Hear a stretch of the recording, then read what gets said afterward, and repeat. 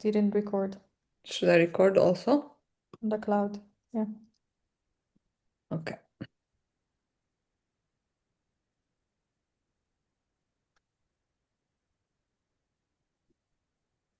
Everything is working? Yeah. Okay. Hello, everyone. Good afternoon, good morning, good evening. Assalamu alaikum. Another Sunday with Doctors Against Genocide. Welcome, everyone. Welcome to our YouTube followers. I'm a big fan of that group. For people who celebrated Thanksgiving or Indigenous Day celebrations, happy Thanksgiving and happy holidays. We are going to be hosting a lot of people today. We have our colleagues from Gaza. We will hear from a young doctor in Gaza and her husband who will tell us how it is like to pass exams and study to become doctors in Nasser Medical Complex. We will also hear from medical students in Al-Fasher. We're very excited about hearing from them and knowing the struggle that they are going through during this genocide that is affecting their communities with unimaginable horrors. We will hear from our collaborators and our team members in Gaza on the ground with updates on the projects that Doctors Against Genocide is collaborating on. We will also hear from our partners in Goma, Congo, and that will be about the medical points that they are doing and supporting. We will hear from the Freedom Theater in Jenin. The Freedom Theater in Jenin is a very, very important theater that has been founded many years ago by Giuliano Khamis, and it is a marker of the cultural life of Jenin refugee camp. There has been books and films on it, so we will hear about it. Also, we will hear from Jasper Nathaniel. Jasper is a very prominent journalist and political analyst who has been to the West Bank many times. Jasper has been has been a very strong voice for the communities that are affected by demolitions by the Israelis. And he is a very compelling speaker. I have been following his social media and I look forward to meeting him today. And I'm sure you will enjoy meeting him too. And just, to review what is happening in Gaza. What is happening in Gaza is I am afraid that what is happening in Gaza, that people are forgetting the horrors that are happening there. Unfortunately, every time there is some rain, all the tents are flooded because Gaza is very close to the Mediterranean. The tents are very close to the water. The sewage water is mixed with rainwater, and that creates floods, creates very dangerous situations in terms of sanitation. We are seeing pictures or photos coming from Gaza with children running in rainwater. Some of this rainwater is mixed with sewage water. It's horrible when you live in a tent and everything gets wet. For those who camp, you know what it feels like. Imagine when you have been living like that for over 2 years in a tent and then rain comes and everything is wet and there is no way to dry it. You do not have a dryer, you do not have a washer. So the living circumstances have been extreme and have been very difficult. Add to that, the bombardment campaign in Gaza has not stopped. The Israelis continue to bomb, they continue to destroy one building after another. They are intent on destroying everything. And in addition to that, since the ceasefire was announced, 2 children every day have been killed. So I do not think this is a ceasefire. I think this is just a maneuver tactic to change the facts on the ground, to change the conversation more than anything, while continue to inflict conditions that are impossible to survive in Gaza. We also continue to hear from the medical literature about how life expectancy has dropped dramatically in Gaza and how disease continues to be unabated. Our colleagues in Gaza tell us that the hospitals are not functioning yet. There are many hospitals that have been flooded by rainwater and operation room that have been flooded by rainwater. The reason is every single hospital has been damaged. So the sewage system is damaged, the draining system is damaged, the wards, the ORs, everything is damaged. Everybody is living in a disaster zone in Gaza, and the aid is limited. So the circumstances have not changed. The one thing that changed dramatically is people's interest and the drop in donation. There is over 50% drop in donation to organizations that are doing aid. And this translates into severe conditions for the people on the ground because it is not like the borders have opened and aid is coming unlimited. Still, the people have to struggle daily to find food, to find shelter, to find tents. So we are, Doctors Against Genocide is an organization that's focused on three things. We do education. So we hold these webinars to educate our members. We hold the webinars to educate everyone who cares to listen about genocide as a public health catastrophe. We are an advocacy group, so we advocate for policy change to end genocide, end war crimes, and end crimes against humanity.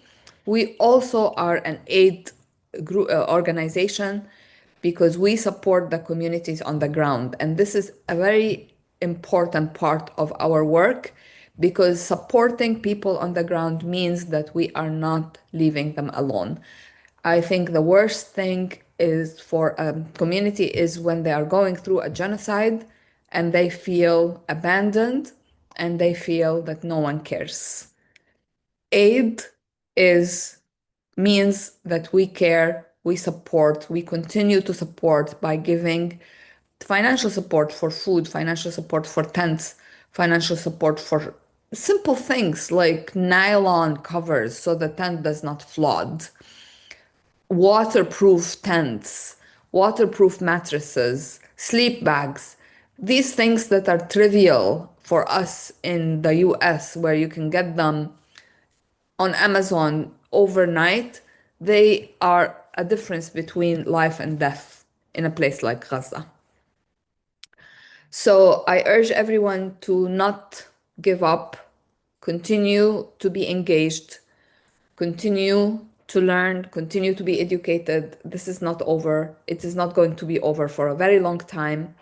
This is not over in Sudan. This is not over in Congo. It's definitely not over in Gaza. And we will hear about the West Bank also. And the West Bank is a disaster zone, unfortunately. So we usually start with Gaza because Gaza has poor internet.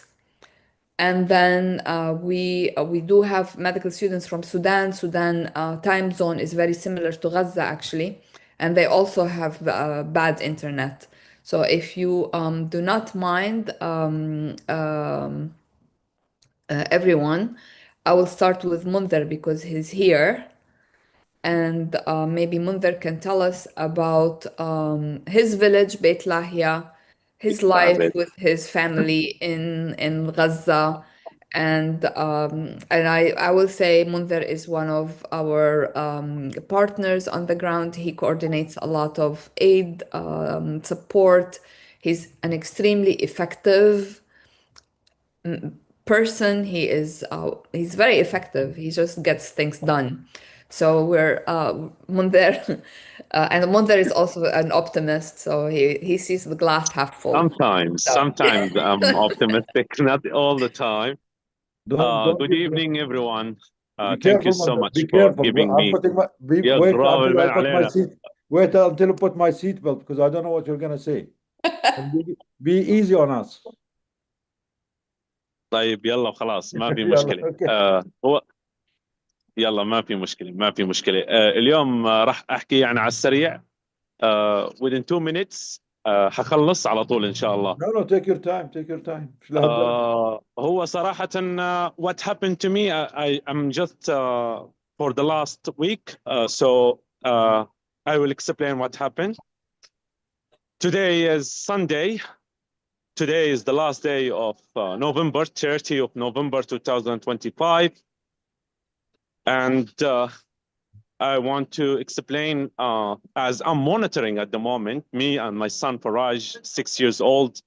We start as we are living in front of a Shifa hospital, so we become as a monitors who come to the hospital, and we check if there is any death, if there is anyone injured. So we try to do the best for the injured people, if there is anyone from Beit Lahia. So we are concerned about how many people. We start counting actually. Unfortunately, that is, I will start with the bad news. I'm sorry. For the last week, last Wednesday, my wife, she lost her cousin in Beit Lahia. They bombed him with the airstrike. His name is Yusuf. Actually, he's the same age with me. And the Israeli drone killed him with his friend. So that was the saddest news for the last week. And that is really bad for me and my family and my wife especially, because she already lost all of her family members. I'm not good in counting actually. She lost her mom, her dad, her 2 brothers, 2 sisters, most of her cousins, and Yusuf was the latest one last Wednesday.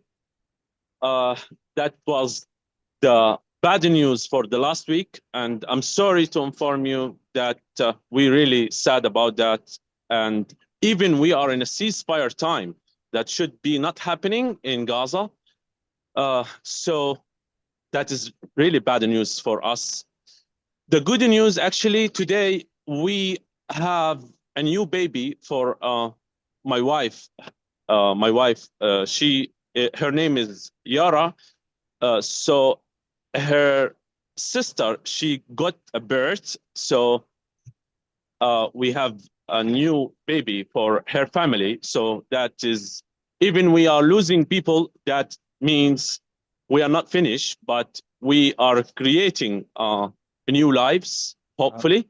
And that's give us a hope that her sister, she gave a birth. So that is the good news. So tomorrow she will go to Dir al-Balah. They are still staying in Dir al-Balah. So that is the good news about what happened to me and my family and for the people in Beit Lahia. So far, this is in terms of me and what is going on in Gaza.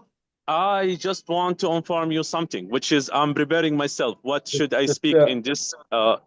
Just let me one second, brother. When I lost Yusuf last Wednesday, that's reminded me something, which is because I'm the one, as I told you, I'm living in front of a Shifa hospital. I'm the first one reached to the hospital once I got this news. So that reminded me everything in this world has expiration date. So let's do something good for our humanity.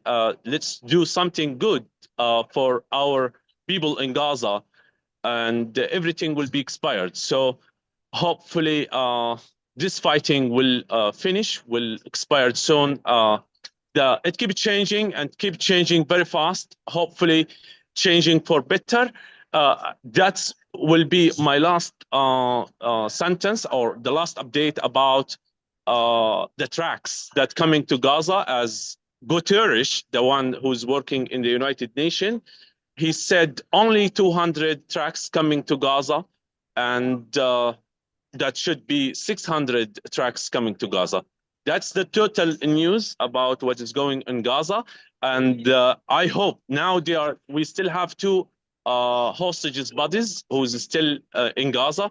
Hopefully that they will find them. One of them actually in Beit Lahia. So today they started to search for the hostages body in Beit Lahia. Hopefully they find them as soon as possible to start for the second stage of the ceasefire. And in that time, we will get the chicken wings for our family, for our children here in Gaza. That is the latest update. Go ahead if you have any question, my I brother. have a question on that. Where was your family member killed? For myself, 96. No. Where was your family member killed? Which area in Gaza? Beit Lahia. That Oh, is my wife's family member. yes, It is yes. not my family member. Yes, okay. He is my neighbor. I sent you his picture. He is the same age Yeah, with me, and he was my classmate. And actually, he's working in the military, but in the same time, we are in a ceasefire. So they should respect that we have to follow what is the regulation. But even though there is no respect from Israel, we respect, and he was in the city center of Beit Lahia. It is not he is not crossing the red line or the yellow line, but they have an excuse that he's planning to kill the Israeli soldiers. So, but the reality is not. They're still monitoring everything, and that was my last update about. As I told you, my brother, everything is monitoring here, especially with the mobile phones these days. They allow 100 or even, actually, most of the people here, and if you can, that's the comparison, and that's the equation, my brother, and that's the real truth coming from Gaza. I'm telling you what is going on. They bring many mobile phones. We have the best quality mobile phones in Gaza, coming to Gaza at the moment. iPhone, even maybe you don't have even the doctors who's participating with us, they don't have iPhone 17 Pro Max here in Gaza, even the gold version. But in the same time, these mobile phones, it is monitored. So anyone who will buy it will be monitored 24 hours. And I'm scared what happened to Lebanon last time will be happen to Gaza in upcoming days. So the mobile phone, they allow many tracks to come with the mobile phones. But as I told you, we have a mobile phone, we have a food, but we don't have the money to buy that food. We don't have the money to buy the mobile phone. So that is the situation in Gaza, my brother. Yeah, so these mobile phones, the new mobile phones, the latest version iPhones. Yeah, the latest version, I agree with you that these are suspect. Most probably they have spyware on them, if not already, even set up for bombing, like the what they call it, the situation that happened with Lebanon. So people need to be very careful, and I really think what Gaza needs now, after talking to they need all the people medicine. there, They're they not need allowed to they bring need medicine, but they're medicine. allowed to bring mobile phone to monitor us. Yeah, That's the idea.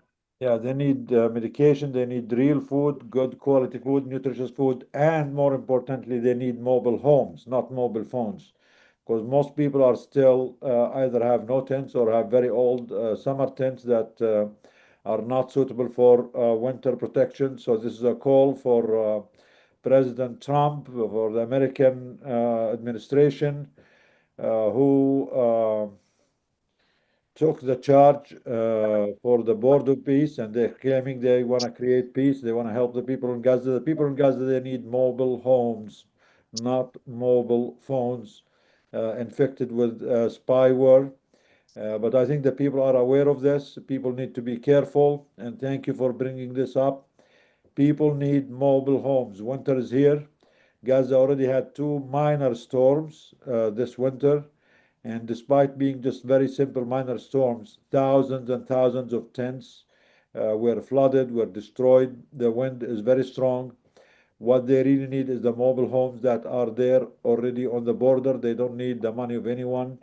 The mobile homes are there. We just need pressure from the international community, from the medical community, from all people of good conscience all over the world, people who care about justice, about humanity, that are going through winter to think about the people of Gaza and provide them the minimum they need after the complete destruction of their houses, their civilian infrastructure, and hospitals. They need mobile homes, they need winterized tents, they need real food, they need medications, and they need the neck of the Israeli genocidal soldiers and regime and nation off their neck, and real ceasefire, not the continuation of killing at their will.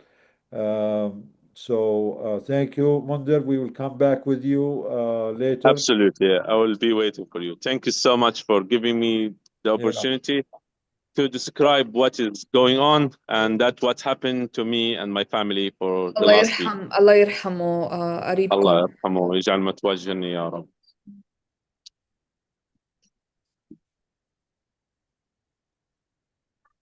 نضال. نضال. Yes. Should, Yes. should, Yeah. should we go with the students from Sudan? Yes. كمان مرة منذر الله يرحم قريبك ومبروك البيبي. مبروك. And ايش الله اسمه؟ يسلمك. ايش اسمه البيبي؟ البيبي هي بنت، يعني بتكون بنت اسمها؟ اخت زوجتي، اخت اسم زوجتي بنت اسم بنت خلفت، اسمها نهى. نهى اللي هي والدة زوجتي، يعني عمتي بتكون اسمها نهى. فحتى لو اليهود قتلونا كلنا، لو واحد ضل even one person ضل، ان شاء الله يعني راح نرجع ونعمر ونرجع من اول وجديد، حتى لو واحد ضل يعني من العائلة. في This is a very good inspiration, and we have a hope that one day even only one guy or one person left, one Palestinian left, we're gonna do something. We're gonna change the equation. Hopefully that will be soon. منذر في مثل مكسيكي بيحكي they tried to bury us but they didn't know we are seeds, so whatever they do Allah we will wakilak. come back. We are seeds, but that does not give them or anyone the right to kill us or kill the Palestinian or kill anyone, kill the civilians. They have no right. They need to be held accountable. They are a criminal country, a criminal nation. Israel is a genocidal nation. Israel is a genocide project. Zionism is a genocidal project. Israel has no legal right to exist. It only exists as a crime, like any crime, but has no legitimacy, no legal right. Israel exists on illegally imposed by the West on the Palestinian land and the Palestinian people. We need to remind us and ourselves and the whole world of this all the time. Israel has no right to exist. By like any crimes, it does exist. Crimes do exist, but that does not mean they are legal or they are legitimate. And we will continue to refuse this illegal existence, and they need to be stopped. They need to be held accountable. That is also a call for the complicit Arab regimes, Arab nations that continue to see the Palestinian blood, Palestinian people being massacred in front of their eyes, buying trillions of dollars of weapon every month, every year, just to put them in their warehouses until they rot without using them. And they cannot continue to claim that they cannot do anything. They can. We know they have the power to do something. We are not asking for wars, but they can use their political and any power at their disposal to stop this slaughter that's been going on in front of our eyes for 2 years, and before that, 75 years of genocide. Again, Israel as people, as a nation, as a project, as leaders, as everything is a genocidal, illegitimate project. The same situation is happening in Sudan. The same war profiteers who are benefiting from the genocide and the war and destruction in Gaza are benefiting from the genocide in Sudan and in Congo. We are proud today that we have new colleagues, medical students from Al-Sudan, from Al-Fasher, who are going to join us to speak about the situation in Al-Fasher and the creation of their new group. It's called رابطة طلاب كلية الطب. It's the committee of the medical students at Al-Fasher University. They started this new initiative, the medical students themselves, to help their colleagues, and to help their people. Unfortunately, they are all displaced in a nearby city now, but we have our colleagues, Muhammad, and his colleagues who will join soon to explain to us and give us updates about what's happening in Al-Fasher, their work, how we can help them, how we can collaborate, and any updates on the genocide in Sudan, which is also like the genocide in Gaza, is being enabled by regional and international powers that are profiting from war, and are exploiting the mineral resources and gold resources and the resources of Sudan. Muhammad, ahla wa sahla. Please introduce yourself. Tell us more about your colleagues, about your new organization, about the work that you are doing. And we're all listening to see how we can help you. And we are really proud to have, especially this group of medical students who are very, determined to do everything they can to help the victims and to help the people in need. أهلا وسهلا محمد، تفضل. شكرا دكتور نزار وشكرا للدعوة. السلام عليكم brothers and sisters. I'm here Muhammad Sadiq presenting Al-Fasher Medical Student Association.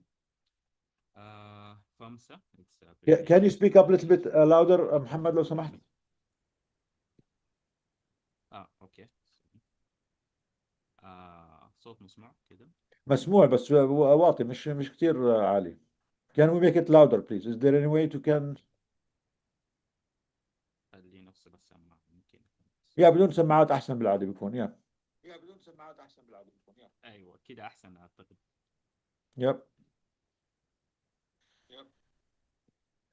Okay, thank you. I'm Muhammad Sadiq, presenting Al-Fasher Medical Student Association, which is a group of students from Faculty of Medicine, Al-Fasher University, the city which is attacked before a month or less. Our focus in The sound is crisis, associated. Yes, go ahead. Sound is weak. We just have to raise it, yeah. Just too low. It's very, very soft. If you have headphones, maybe remove the headphone. I already removed it. I don't know. Come closer to the Okay. Come closer to the computer. I think I'm far from the device. Now it's good? A little better, but not very good, no. A little better. Very good. No. Okay. So what I'm talking about is we are a student association, which is trying to make a difference in this humanitarian crisis. What's happened in Al-Fasher? So we try to make a difference in that cities where it's attacked by RSFs. So thousands of people flows to area called Tawila. So Sound is still very faint. Hamad? What? Excuse me. It's really low, your volume, very low. It's really low, your volume, very low. I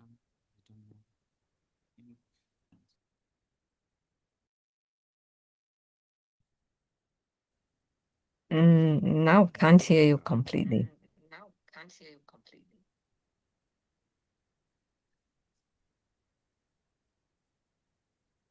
Muhammad, are you there? It was working earlier fine. Yeah, it worked for a minute earlier than. Yeah, before we started. It's not working at all now. We don't hear you, Muhammad.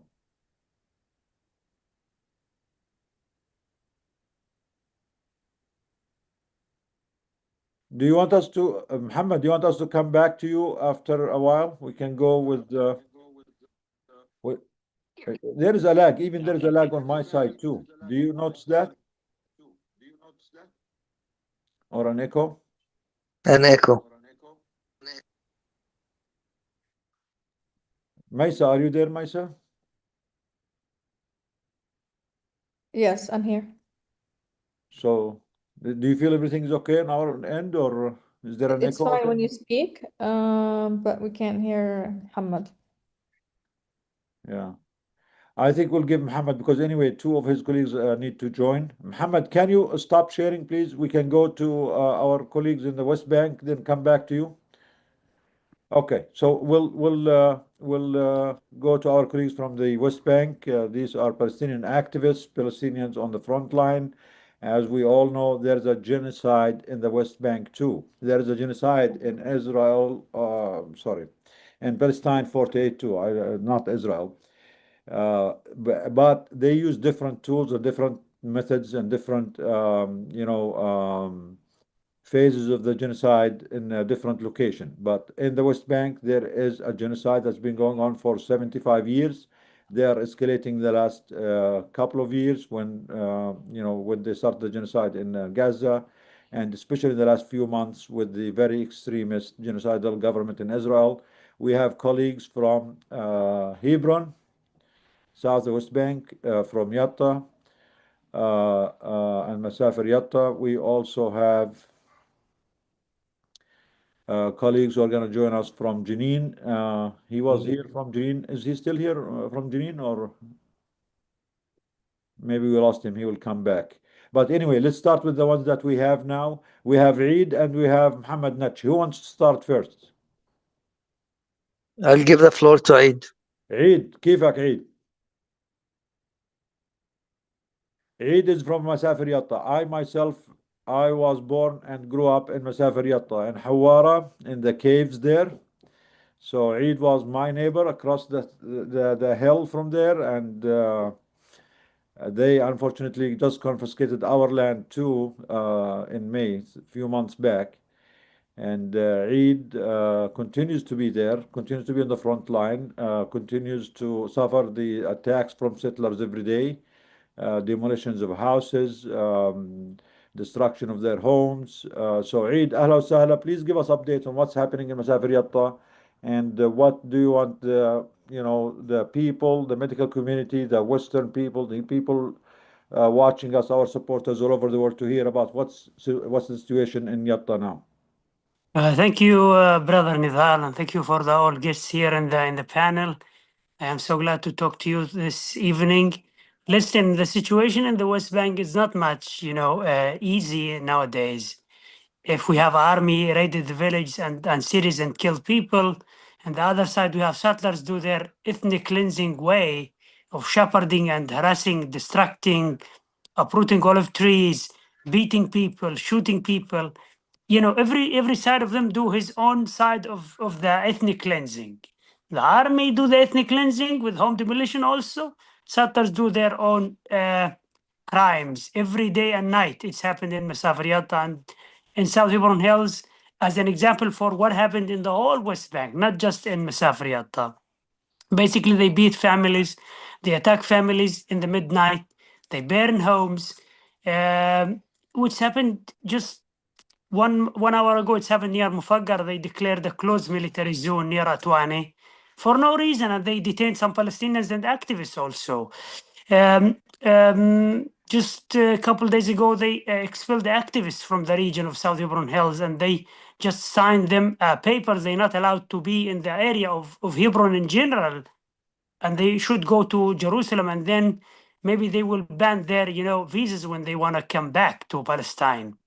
These actions happened every day by Israeli authority and by their settlers. Nowadays, they focus on the activists who try to come from abroad to help the Palestinians, and they detained a lot of activists in the airport. They send them back home to their own countries because Israel, no, they don't want any activists to come to the region and bear witness about the settlers' crime, which happened in daily, 24 hours, 7 days in a week. It's happened every day. And these things never stop. It's almost increased in the last few weeks at least. I'm not talking about months, I'm talking about weeks. They increase in their violence and their attacks with full support and protection by the army and the government and the minister who, leading the fund directly to the settlers. And they built many outposts in the last few weeks. Imagine this, dear friends, around Hebron city, around the Masafer Yatta. They built these mobile homes, the caravans. In the southern, you saw they dig in the night. In the morning, you saw 7 at least or 10 caravans built in one hill here and one hilltop here. And here is a barn for one settler. He controlled thousands of acres. And they forbidden Palestinians from plowing until today in Masafer Yatta. They forbidden people last 2 weeks from, last month, people lost their olive harvest season because of settler violence, and army always declared a closed military zone. Now they affecting the Palestinian farmers from plowing their land, cultivating their land, and use it by closed military zone. In the meantime, while the army declaring a closed military zone on the Palestinian societies to not work on their land, immediately settlers get in the land and they plow it, they cultivate it, and then in a sudden a Palestinian found himself losing his land in front of his eyes because of the policy of the occupation. The main thing we have in Masafer Yatta, the village of Jinba, just 5 days ago, they get 20 demolition orders against the village. In Susia also they get demolition orders. Al Khair, we stand in front of the Israeli Supreme Court with our 14 demolition orders, which final ones. Now we facing the justice of the occupation, because as a Palestinian who live in Area C, we have no other choice only to go to the Israeli court system, and then we need to see what's the occupation will deal with our homes. If they demolish it in the winter time, will be a disaster in Masafer Yatta and Al Khair and many villages who have final demolition orders everywhere. They use the policy of home demolition, dear friends, just to evict Palestinians from their homes.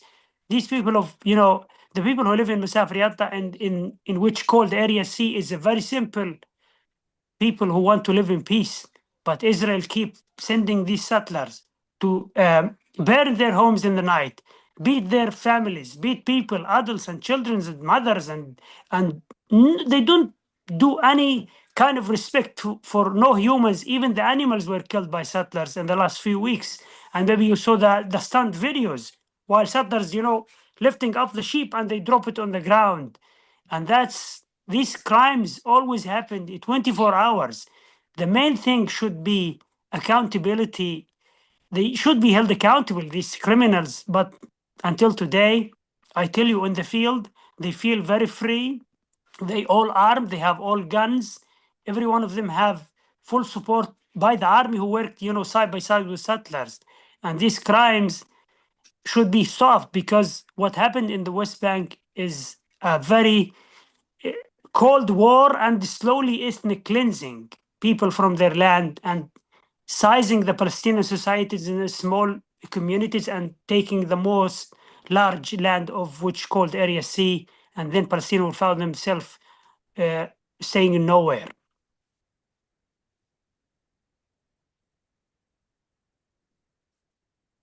Thank you. Thank you for the update, Eid. Which village in the Masafer Yatta do you stay yourself? I live in the village of Al Khair, which in the Masafer Yatta region, and we live nearby the settlers who just built their own outposts just nearby our homes, few meters. Can you imagine that? When they look from their windows, they saw us just a few meters. Imagine this life. You live nearby a people who armed all the time with machine guns, and they can use it anytime. Day and night, you live with this nightmare. And we get a decision by Israeli court to effect out these outposts, but Israeli authority never issues the law when it came to the settlers who just, theft your land in the night. And no law in these people.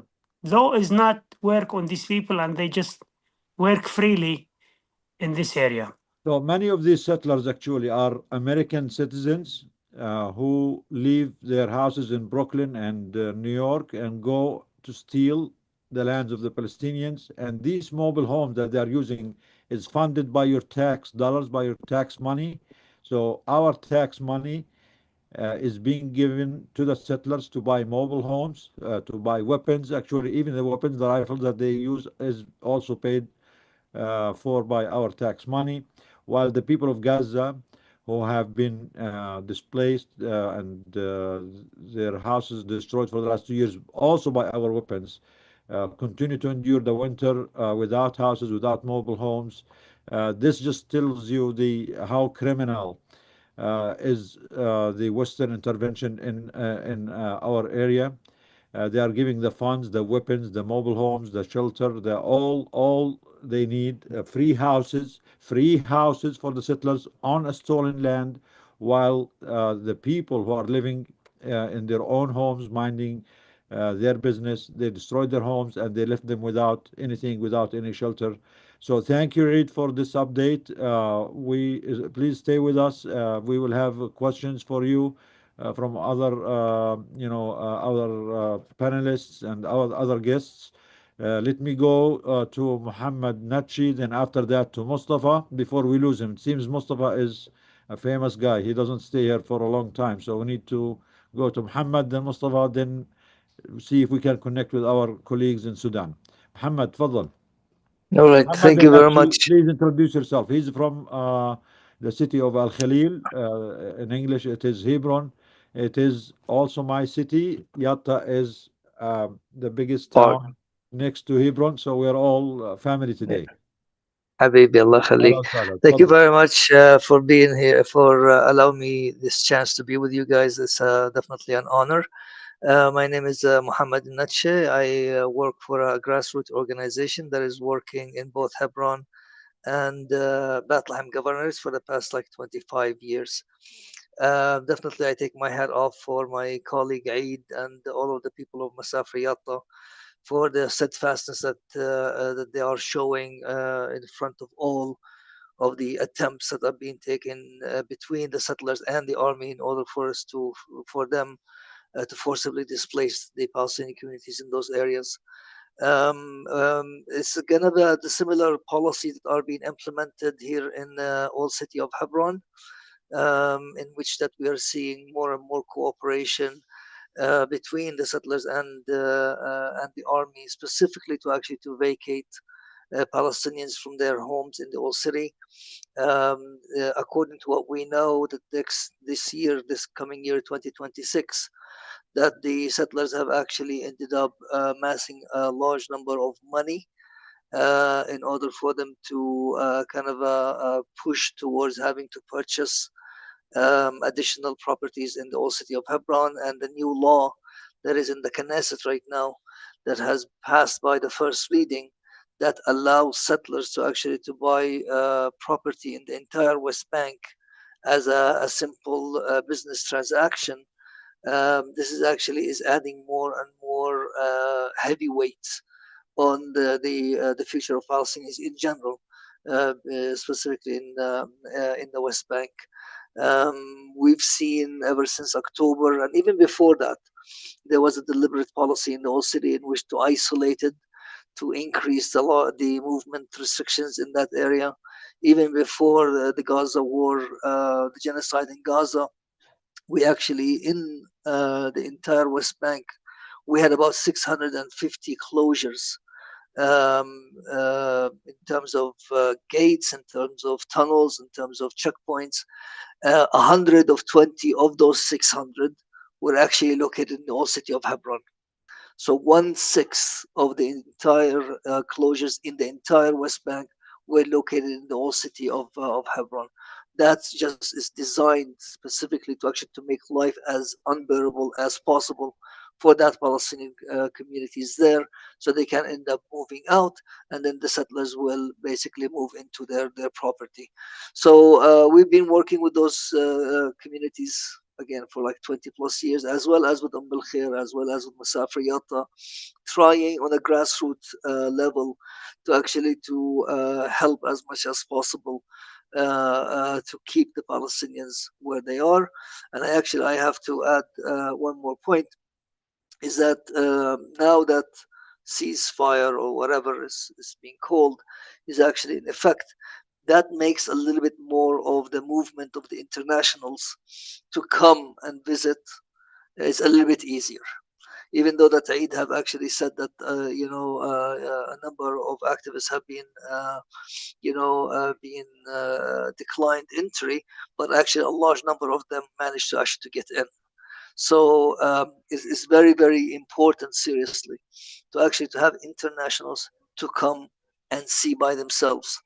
That gives them much more credibility when they are talking about what is happening, and at the same time, they actually function as to carry the voice of the Palestinians. Throughout of the genocide in Gaza, and before that, you ended up with COVID and what have you. We ended up with the Palestinians who are living in the old city of Hebron, the Palestinians who are living in Khair, and I'm sure Eid will concur with that, have always seen as the internationals being present as a comfort, because their struggle is joint with internationals, and at the same time there is some sort of a comfort that once those internationals go back to their communities, they will carry our voice with them. So it's highly advice, and actually maybe even request, that internationals will be coming over here to see firsthand what is going on, and we will be more than happy, and I know that a lot of other Palestinians, to provide them a space where they can actually experience firsthand what is happening, because that actually what gives much more wood to the fire of the sumud of the Palestinians in their localities. From our part, we are going to continue with limited resources that we have to actually to support as much as possible those communities who are in Area C, who are at the forefront of this ethnic cleansing that is taking place in the West Bank. And we'll be more than delighted to host you guys so that you can bear with us, not as a protective presence, but actually be a witness to what is happening here. So all the respect, and thank you for allowing me these few minutes to talk about the work here. Thank you, Muhammad. That was very informative and very helpful. I have a question for you. How many settlers live in the old city of Hebron now? All of them? Well, you're probably talking, it used to be about 800, but 800 only if you're talking about there is a school that is a yeshiva that has students. So if you consider students to be settlers there, so that's 800, usually 600. Now, and we're talking about the old city, we're not talking about Kiryat Arba. Yeah, Kiryat just Arba the by old city. itself, Yeah, yeah.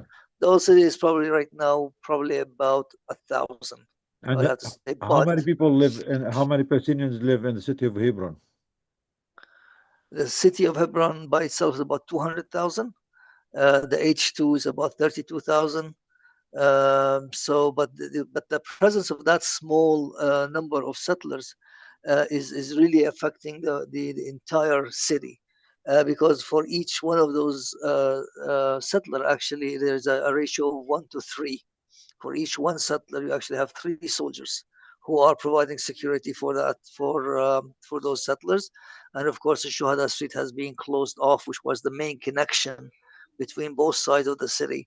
That has been blocked off since at least 2000. And now we are looking at maybe the doubling, if not more, of the number of the settlers, because they've already actually built a number of settlements there, and also they have taken control of parts of the Rahimi Mosque. They are not going to consult with the Awqaf anymore, with the endowments anymore. They're going to just do whatever they want to do with that. And also, they've confiscated the old vegetable market, and they are proposing to actually to have more than 60 housing units that are going to be built on top of that. So they are really putting a lot of wood into the fire of regaining control of the city of Hebron, specifically the old city. and make it as Jewish as possible. So for the sake of illegal criminal 800 settlers, they are putting more than 200,000 Palestinians in the city of Hebron under sure. siege, under blockade, under daily harassment and control of their life. And usually, for those who don't know, the settlers in the city of Hebron, all settlers are illegal. All of them are an embarrassment to humanity. All of them don't belong there. But the ones in the city of Hebron are the worst of the worst of the worst. They are like hand-picked, the most despicable, the most extremist, the most racist group of people that exists on this planet. Let that sink in. These are the Well, worst human beings. Ben So Gavir is one of them. He's actually a resident of Kiryat Arba. Yeah, Ben Gvir is actually the leader of that group, and he lives in Kiryat Arba, which is also another illegal settlement just in the south of Hebron that's encroaching on the city too. And he's the one who's calling for the, he's giving the soldiers, the army, even against Israeli law. He's giving the permission to kill Palestinians at will without without any due process. He is asking them, demanding that they do execute field executions. And again, if he, as a politician, as a minister in this army, is able to do this, imagine what are the settlers who don't have to be diplomatic or anything like that, are doing to the people in Hebron. They've been doing this for decades. This is a call from Muhammad for anyone, any international, any supporter to visit Palestine, to visit the West Bank, to visit Hebron, to visit Massacres Yatta. They are willing to help. They are willing to accommodate you. They are willing to show you. They are willing to show you what's happening on the ground. And actually, we're going to have another meeting with Muhammad and Eid at length. Today we have too many guests, but today was just an introduction to their situation. But we want to have a meeting at length when Muhammad and Eid will prepare videos for these areas, for these streets, Shuhada streets, all these areas, the houses of the settlers who are mostly American. And if they're not American, they are supported by American organizations, NGO, non-profit, tax deductible. Let that sink in. Tax deductible, NGO, non-profit American organizations are supporting these criminals to make the lives of the natives, of the indigenous people of Palestine, unlivable.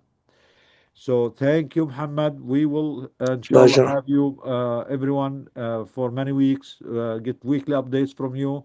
And please, every time, come back with updates, with videos, with documentation, so we can expose their crimes to the world. And again, we have too many guests today, so please be patient with us, but they are all important. We want to hear from all of them. We have Mustafa, the Freedom Theater from Jenin. This Freedom Theater has a very, very inspiring history. But Mustafa, ahla wa sahla, please, introduce yourself and let us know about your work, what's happening now in Jenin, which is the north of the West Bank. Hello, everybody. It's me, Mustafa Shita. I am the general manager of the Freedom Theater. It's my pleasure, in fact, to be with you in this meeting, talk about the situation in whole Palestine, especially when we focus about the genocide in Gaza and about the security action happened here in West Bank. As what my colleagues and my friends, comrades from West Bank, they told you and informed you about this real crazy policy against the Palestinian. It's like really cleansing of the people to encourage them to leave the country. It's like a policy to encourage the people to immigrate our homeland. I am from Jenin. I am lead the cultural organization here in Jenin refugee camp and in Jenin, whole Jenin, with the Freedom Theater. And the Freedom Theater is one of the important cultural organization in West Bank and in whole Palestine.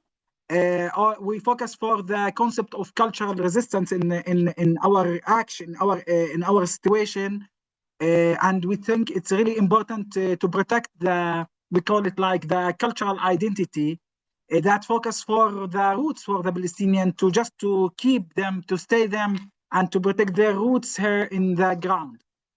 Unfortunately, you know, the situation in whole in whole West Bank, it's really crazy and worse. But the situation in Jenin is really different because Israel decided to make, like, we call it like collective punishment against all the people here, because the resistance it was in Jenin refugee camp during that from 2020 after Corona, COVID. In fact, we faced that policy with the annex of Jordan Valley and the condition in Jenin security insecurity action. So they, in different time, they attacked Jenin, they invaded Jenin refugee camp different time with the security operation in Jenin. And I was one of the people, in fact, after the war in Gaza, Israel arrested me. In fact, in 13th of December 2023, I spent in the Israel jail 15 months. I just released in 30th of March 2025.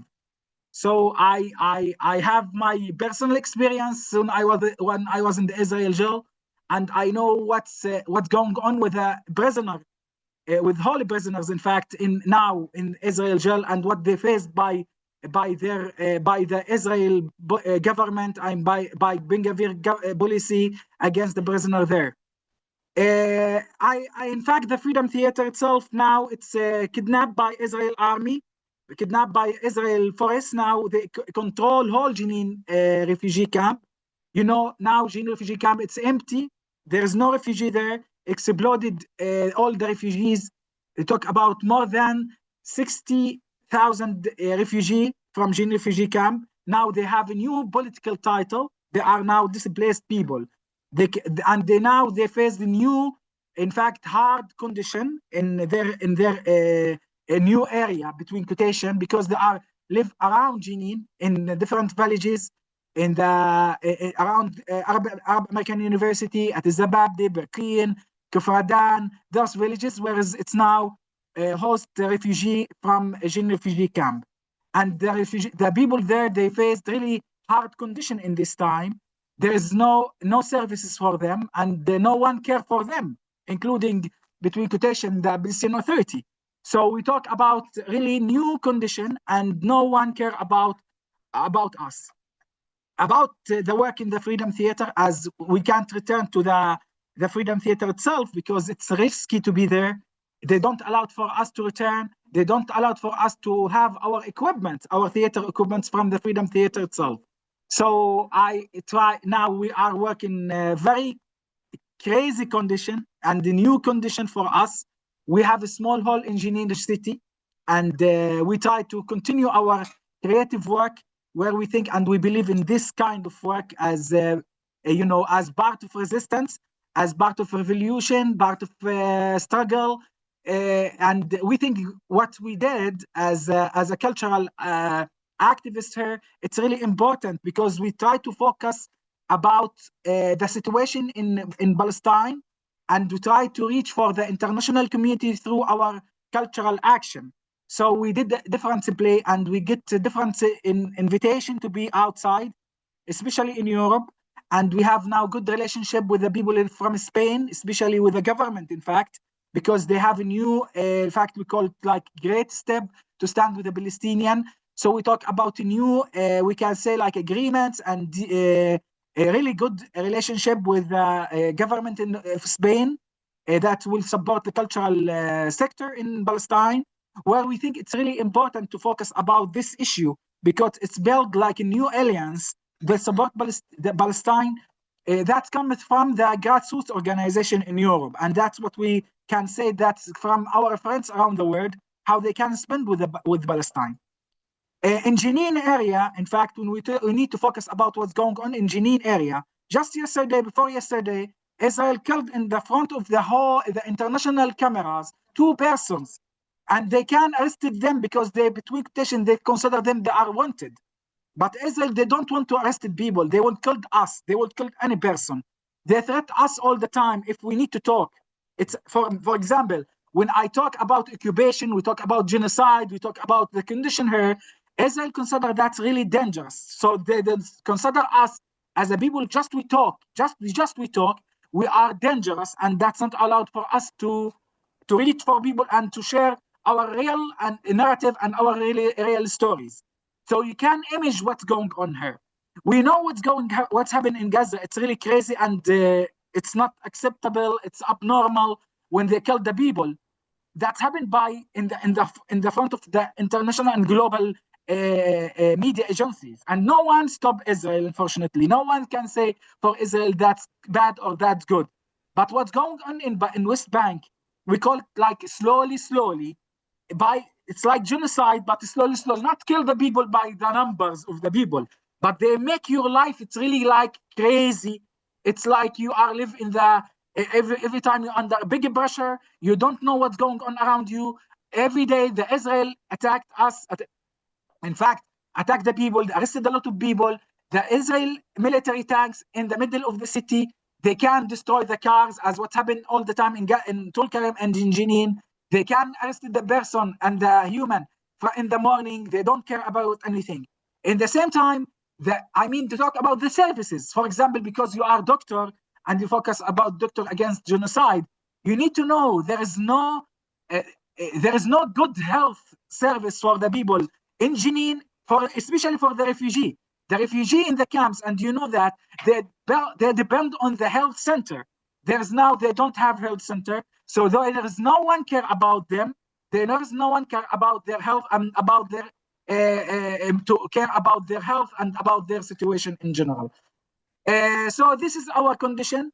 When we try, in fact, to return to the camp to just to have something from the houses, from as staffs or something like from there. Israel, for example, in the beginning of September, they killed two young persons, two boys, in fact, when they tried just to enter to the camp. And what we faced in that time, no one talk about this condition. No one, in media, in the international media, no one talk about this situation here in our area. So what we think it's really important all the time to how we can take this opportunity all the time to share the story and to tell you what's going on and how you can really stand with the Palestinian by direct way. And here it's not just, in fact, not just to fund or to send money. In fact, the important for us is to share the real story from the situation and the real story from what we told you, because we are here live in this condition and we face that's really a crazy condition. Before 1 month, in fact, Israel Israel invite me, in fact, for interview with the intelligence officer, and he threatened me, in fact, not to use genocide as a concept, because they are crazy when we use this title or this terminology, because they think really that's not acceptable for them, because we talk about international law. I know they don't care about international law in general, but they are really don't want to from us to use this concept. As the people they mentioned, for me, when you just woke up, you are good because you are woke up and you are safe. When you are just think to move from your home, just to drive your children to just their schools, you don't know, you don't have any, we can say anything you can believe in it that give you any thing to you can trust in it, give you that will return in safe situation. All of us really in risky and in very hard condition, and that's our condition in general. What we focus on the Freedom Theater in this moment, in fact, to protect this live memory, we tried through oral history to make our plays and our theater production. And we think it's really important in this moment to focus on this issue, to transfer this psychological and these real memories about what's going on in this time in Jenin and in whole West Bank and in Gaza Strip. Now we focus about that plays. For example, we product a play. It's called Love Voices from Love and War, which talk about Gaza and talk about the situation in West Bank. Now we have a new play. It's called Like a Dream. It's talk about the dreams from the young people and what they expect from the future. The future here is really hard to talk about it. No one knows what's going on tomorrow. So what about how you can build your plan and your thought for the future? We end the important tour to Portugal with young people from Jenin refugee camp. It's called 15, 16 years old. And we think it's just really show the audience, the people in Europe about the young people and their relationship with their comrades and their colleagues and their friends. They lose them by Israel army. They killed them. We talk about the numbers of the people they are killed by Israel here. It's really big number. And now we talk about new settlements. It's in fact not old settlement. I mean, they just not return to the old settlements in Jenin. They build new settlements now. And not Ben Gavir here. We talk about Smotrich. He came to Jenin and he said he won't return to occupied the land, and they consider it's part of, between quotation, Israel. And the policy of annexed West Bank, it's clear, and they are continue to do this and achieve their plan, not just to annex Jerusalem. They want to annex whole West Bank to be part, between quotation, of Israel. What we try to resilience all the time, we talk about how we can stay, we need to resilience, we don't want to withdraw, we want to fight, we need to protect our roots here. That's not hard, that's not easy, it's really hard. And we need from all of you, Palestinian and foreign Arab, to stand with us. In the same time, we totally understand the condition, not just in Palestine, the condition in Lebanon, in Syria, in Sudan, and in all countries now. We have new, in fact, crazy a condition for all that areas, the war there, and the human being, we are lose just a human there. The number and the numbers of the people, it's not just numbers, just not to collect all the days, the numbers of people killed by this crazy regime in different area in Palestine or out of Palestine. So when we talk about Palestine, for us, it's not just for Palestinian, it's not just for Arab or Muslim, it's for all the free people in the world. And we need from all the free of the world to stand with this free case and to end this oppressing in our area, and to talk about what's going on, and to fight, not to be all the time diplomatic with the Israel, and when all the time we talk about that's different, the right of defense of Israel. We need to right of our the right for us to live by normal way. And thank you. Thank you, Mustafa. Thank you for sharing this. This is very impactful, a very profound testimony of what's happening in the Jenin area, Jenin camp. So the people in Jenin are already people who have been displaced from their homes since 1948. They are already refugees, and now their camp that they have been hosting them for the last 75 years have been destroyed, and they have been evicted and forcibly displaced again. So again and again, the Nakba, the genocide continues. We need to hear more from you, Mustafa. We need just I have a last word. Yeah. I like to share with you, in fact, there is a question come to me in the chat, but that's really important. I like to inform you, my friends, the condition for the prisoners in the jail, it's you can't image. Israel, they did really like a massacre inside the jail.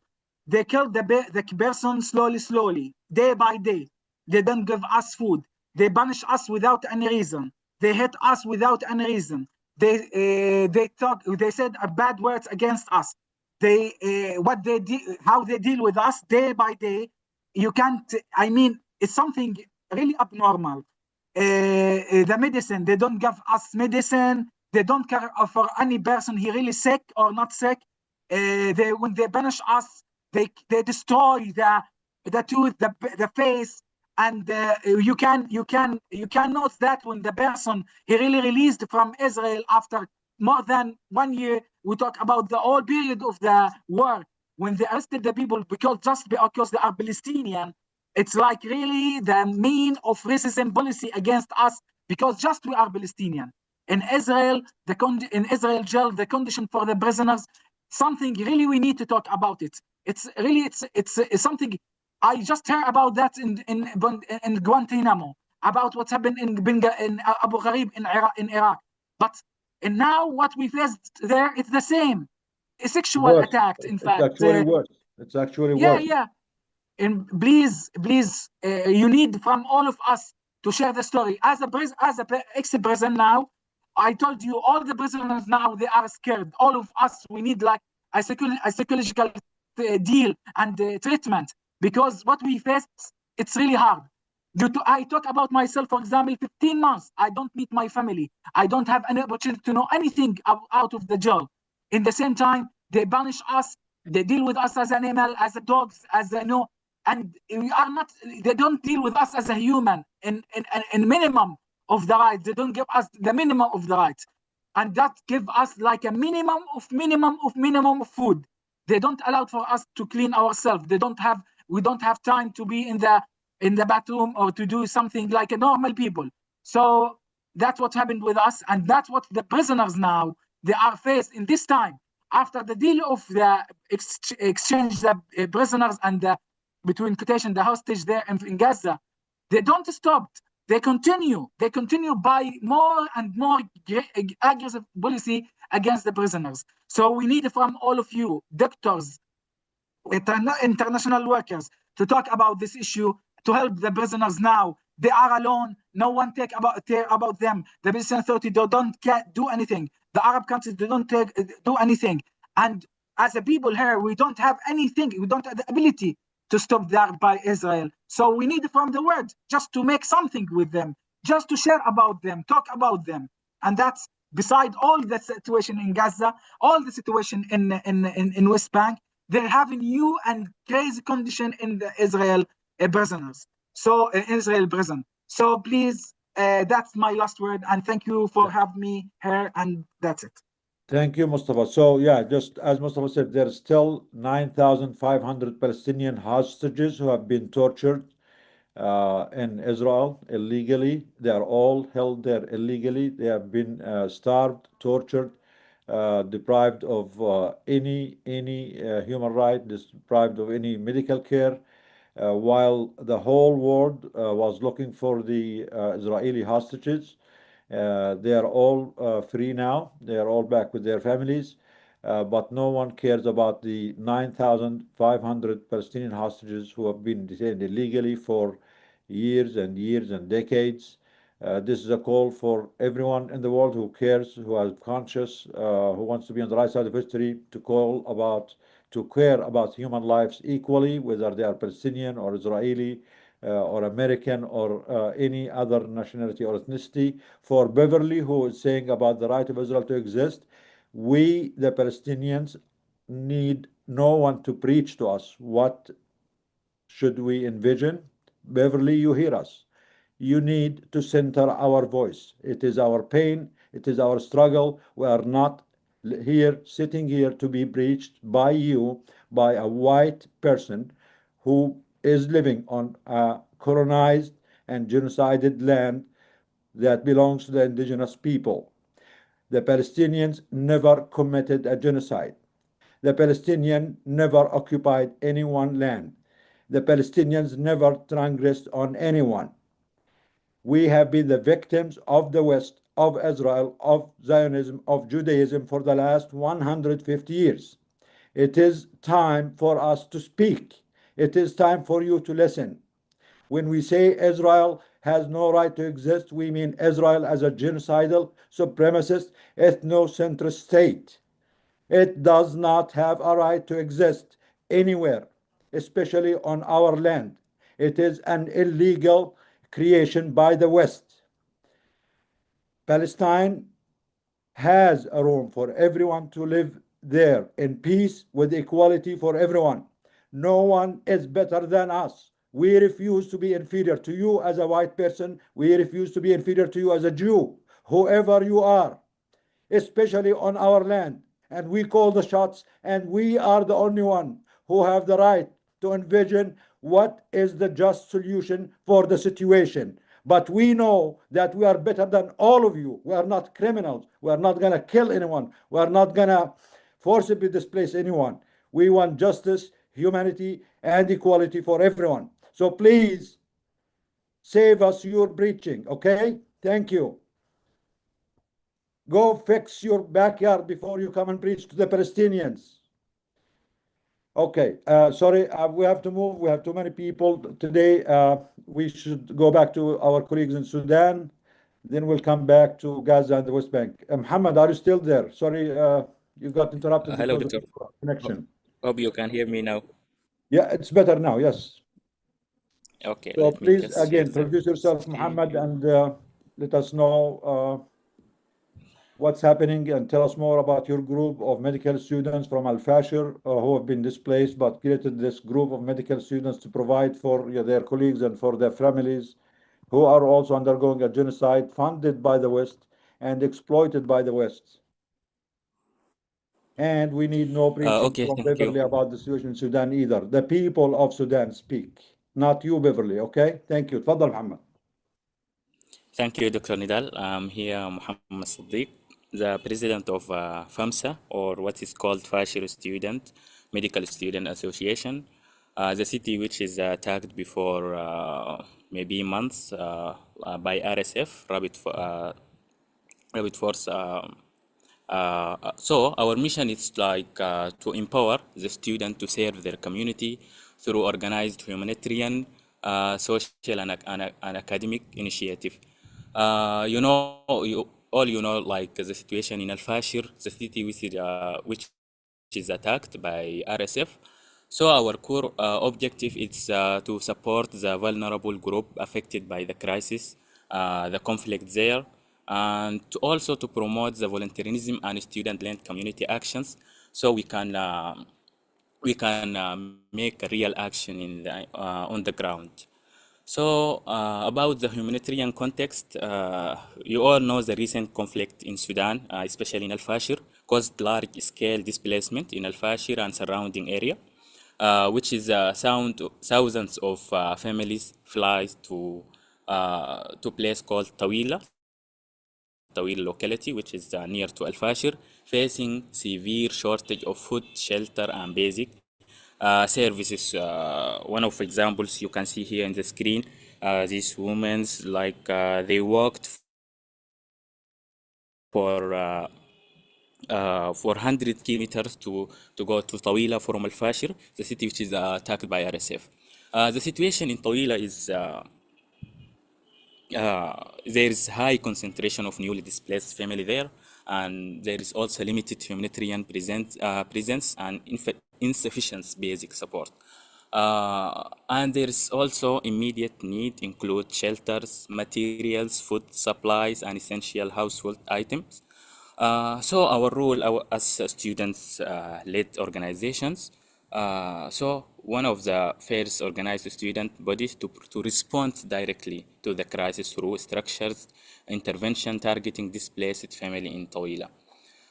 So our main humanitarian initiative is called Nabd al-Fashir, which is called, you can like translate it to Pulse of al-Fashir or something like that. So our purpose of this initiative to rapid humanitarian response to displacement and emergency needs in Al-Fashir and nearby localities. So our activities that we've done before about shelter kits distributions, essential non-food items and shelter materials, and also food basket distribution, core food item to support displacement household. Also, we do student support, especially medical students, which they are affected extremely by the crisis there. So, assistance to affected medical students facing crisis-related hardships. We have partnership with many organizations, many student initiatives, many community organizations, so we can do real effect on the ground there in Al-Fashir and nearby areas. So one of our main projects, it's about NFI project or non-food items. It was targeting 120 families in Tawila, and also the second project was food items also 150 families there in Tawila, and the third project also was food items for 250 families. So our total beneficiaries was 520 families, displaced family in Tawila. So was priority needs addressed like shelter, food, and basic household supplies. And we also try to make like community contribution by mobilize trained students volunteer for direct field operations, medical students. Also, we have tried to strengthen partnership and increase the coordination with NGOs and students unions. So in FAMSA or Flasher Medical Student Association, our future direction is to continue expanding the Nabd al-Fashir initiative to reach the more displacement city like in Dabba, the northern Sudan also. People of Fashir flows there. And we're also trying to capacity building program for students in public health, emergency response, and humanitarian actions. We also try to stronger collaboration with local and international humanitarian partners and launch additional community-focused initiative in health education and social support, especially in Tawila. I think that's our all things that we're doing in Al Fashir, in Tawila, the city which is taking a lot of thousands of families that flows from Al Fashir, the city which is attacked by RSF. And until now, as conclusion, we implemented 3 emergency projects under Nabd Al Fashir initiative, shelter distributions, food basket, and 1 and 2. And now we are going forward in our initiative, and we are open to collaborate with the community organization, NGOs, so we can reach more families in Al-Fashir. More children need education, need health, need clean water. And thank you for the invitation, Dr. Nidal, and I was so happy to be here with you today.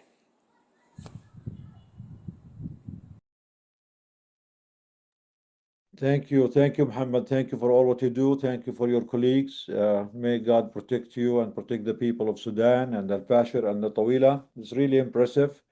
And Muhammad, as we agreed, inshallah, we will be extending our hand to help this initiative. We're really proud of you as medical students who stepped up and we went beyond their usual, school, responsibilities to help their community and their families. Inshallah, Doctors Against Genocide will be supporting you, supporting your initiative, supporting your people. We will work on this, inshallah, soon. And is there any other of your colleagues available? Do you want to speak also today, or they could not join yet? If not, we're going to hear from you, hopefully on a weekly basis, get updates and see how this project goes. Any of your colleagues here? Unfortunately, I think they have a network issue, so It's okay. yeah, we Inshallah, can next meet time. next But week. thank you. Yeah, We're proud to have you, Muhammad. Stay strong. And I like the background in your room. You look very artistic. We want to see it every week. thank you, thank Inshallah, you. next time with better updates. And I'll talk to you off the flying in the chat about how we organize the fundraiser. We also have the fundraiser to help the community of Sudan with the sanitation project. We're having some difficulties with money transfers to Sudan, but we're, hopefully got a solution for that. So it should be going smooth going forward. Okay, again, we have too many guests, but that's always a good problem to deal with. We just want people to be a little bit patient with us today. Um, Actually, now the third genocide is in Congo. 3 genocides going on while we're all watching and all being funded by our money, by our taxes, by our leaders, in our name.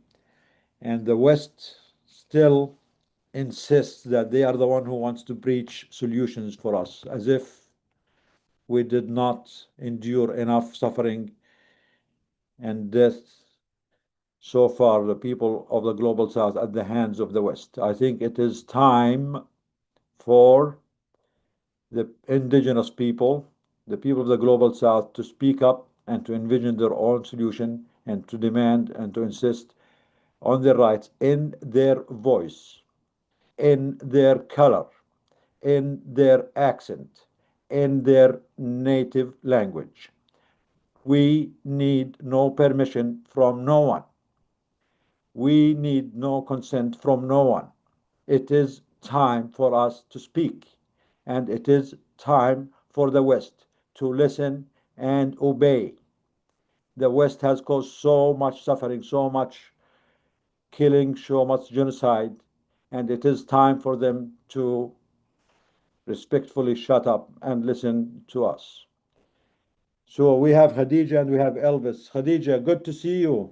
Please tell us more. You've been doing great with the communities in Congo, and we want to hear your updates, see what's the situation going on there. Salam, everybody. Thank you for the opportunity and powerful words from you, Dr. Jabbour.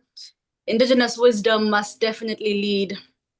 In Congo, it is the same story of Western imperialism, and the US and its friends have been perpetrating a genocide nearly 30 years now on the Congolese people.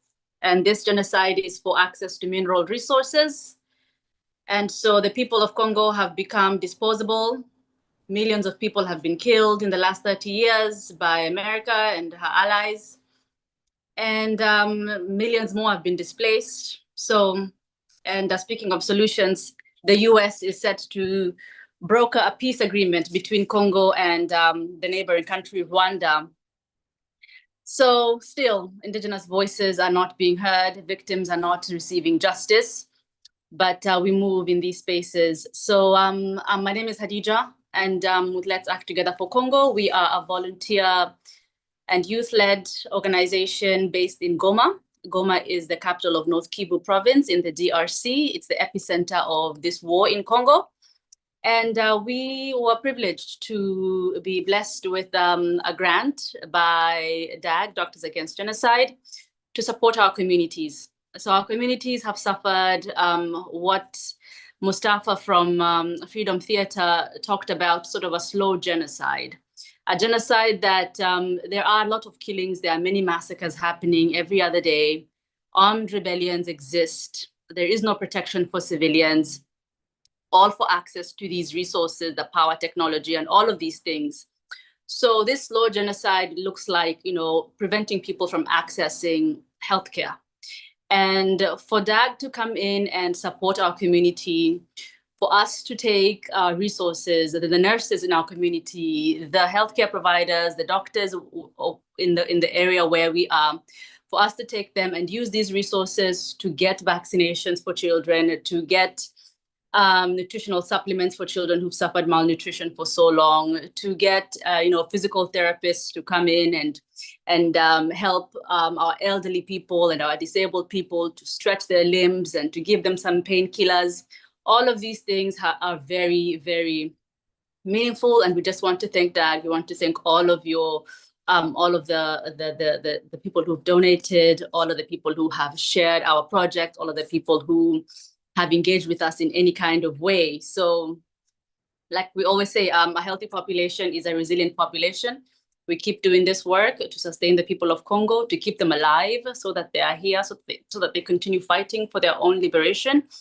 And hopefully, what Dr. Jabbour said, that indigenous voices and indigenous wisdom has to lead, and they have to be the people who are called to be asked for solutions to these problems which other people have caused for them. So yeah, I'm not going to take much of your time. We have posted an update on the Doctors Against Genocide Instagram page to show what we have been doing. It has mostly been mobile clinics. We have been traveling into the rural communities of Eastern DRC, to the places where people have not seen a doctor in so many years. They have not seen a nurse in so many years. Wounds are festering with infections. So we have been able to go deep into these rural communities to put band-aids on these wounds and to give some relief in the way of medication, in a hug, some anything really. that these communities desperately need, we have been able to try and provide to the best of our abilities. So we want to thank DAG and thank you all.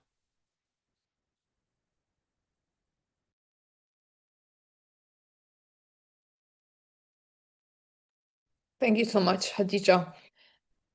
We really appreciate this partnership, and we appreciate the people who are doing the work on the ground in Congo.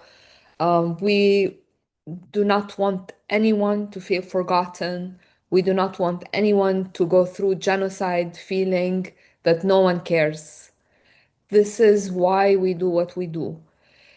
We know we're not going to fix the world, and we know that we do not have the key to end genocide overnight, but we do have the ability as a collective to stand by the victims, to be with them, to witness their suffering, and to do everything we can to support them and make them feel heard and make them feel supported.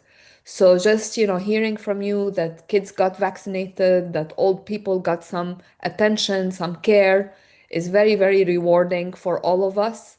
Same thing when we do work in Gaza, same thing when we do work in the West Bank or in Al-Fasher, or, anywhere we can. We are not the biggest organization, but we insist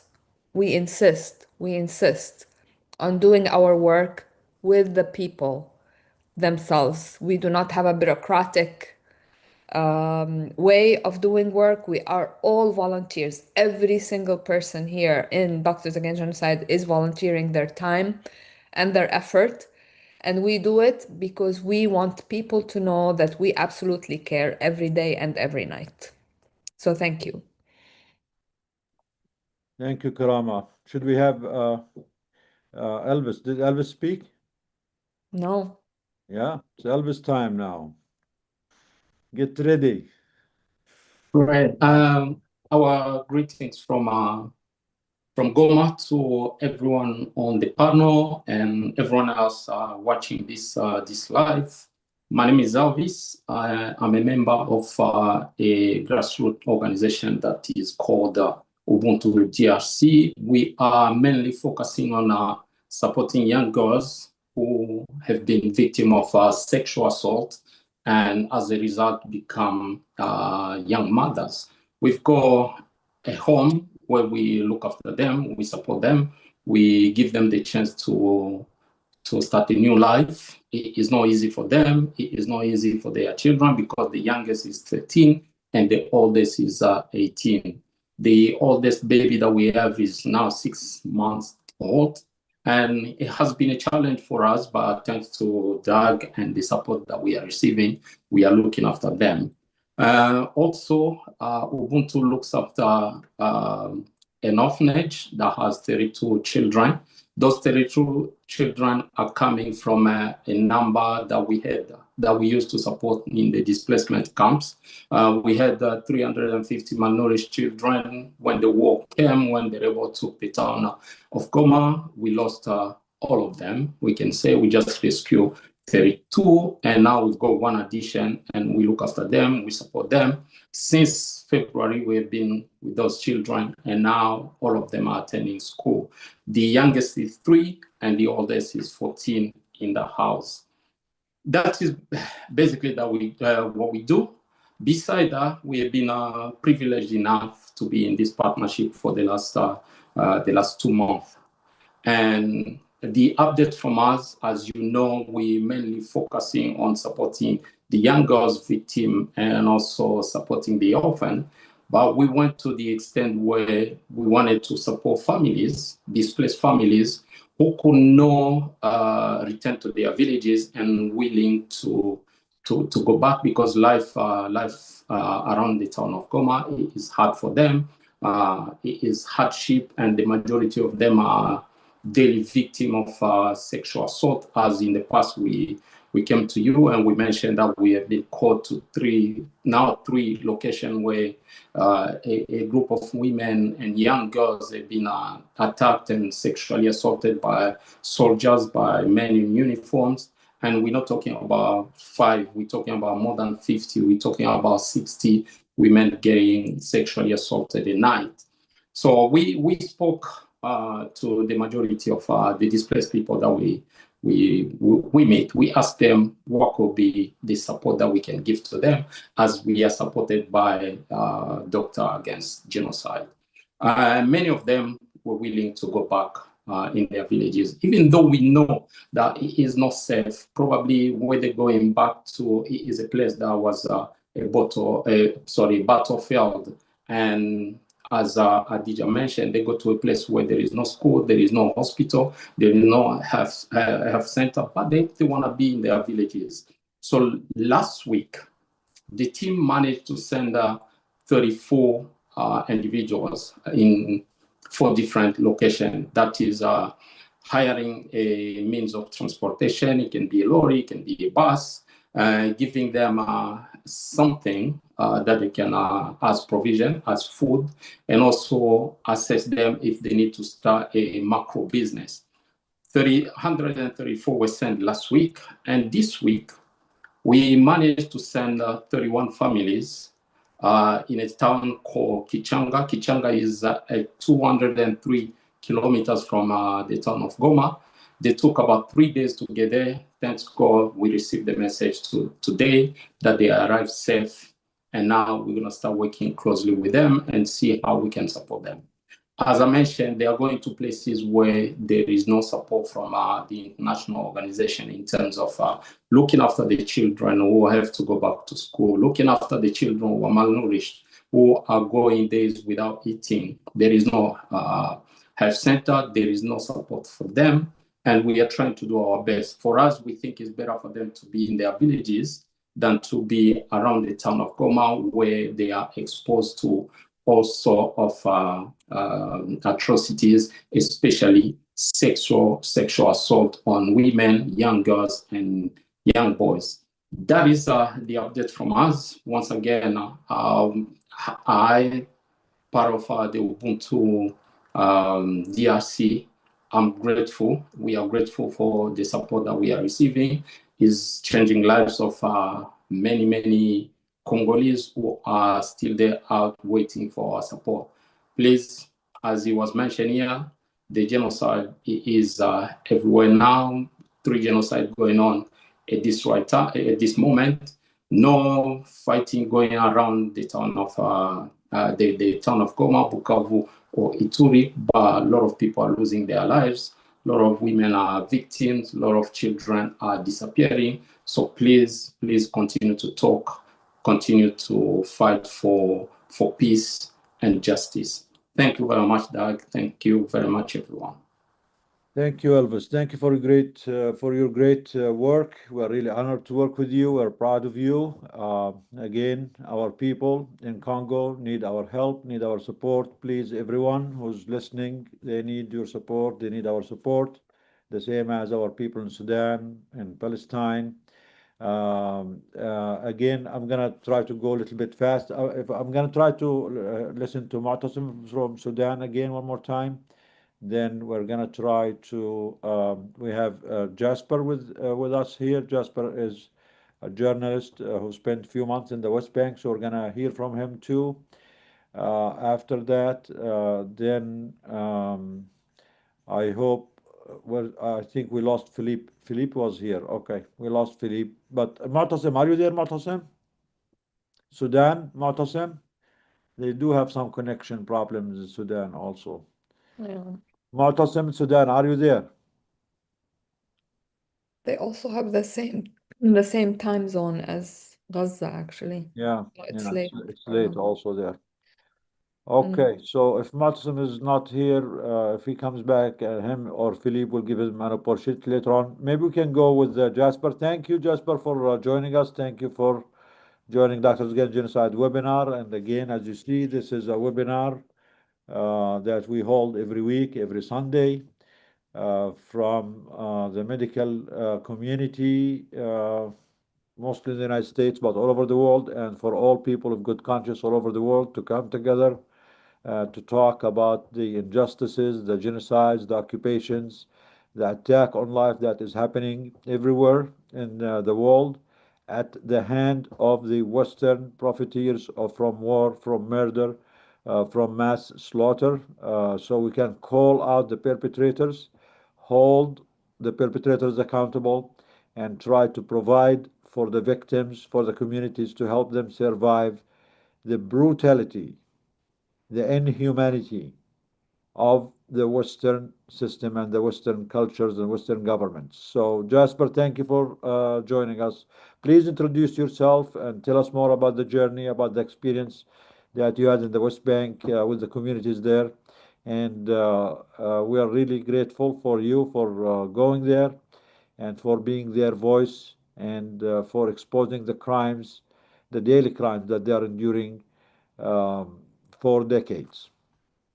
Yeah, thank you for having me. It's my pleasure to be here. Yeah, my name is Jasper Nathaniel. I'm based in New York, but I cover the West Bank pretty much exclusively. So I'm there a couple months out of the year. And most recently, I spent the month of October there, which is the olive harvest in Palestine. And I think a lot of people have probably seen this because the coverage did start to break through a little bit, but basically the settler violence is just completely spinning out of control. It's basically the Palestinians are just living in terror every single day. I was attacked numerous times. I documented many attacks. The IDF was directly involved in facilitating these attacks. But maybe I'll just give a little bit of context on why this is happening, because this is the story that the mainstream media really doesn't cover. So, you know, the West Bank is technically under a military occupation. So this is actually like a legal designation under the Hague Convention, under the Geneva Convention. And, you know, it's been in place since 1967 when Israel occupied the West Bank and Gaza and a couple other territories.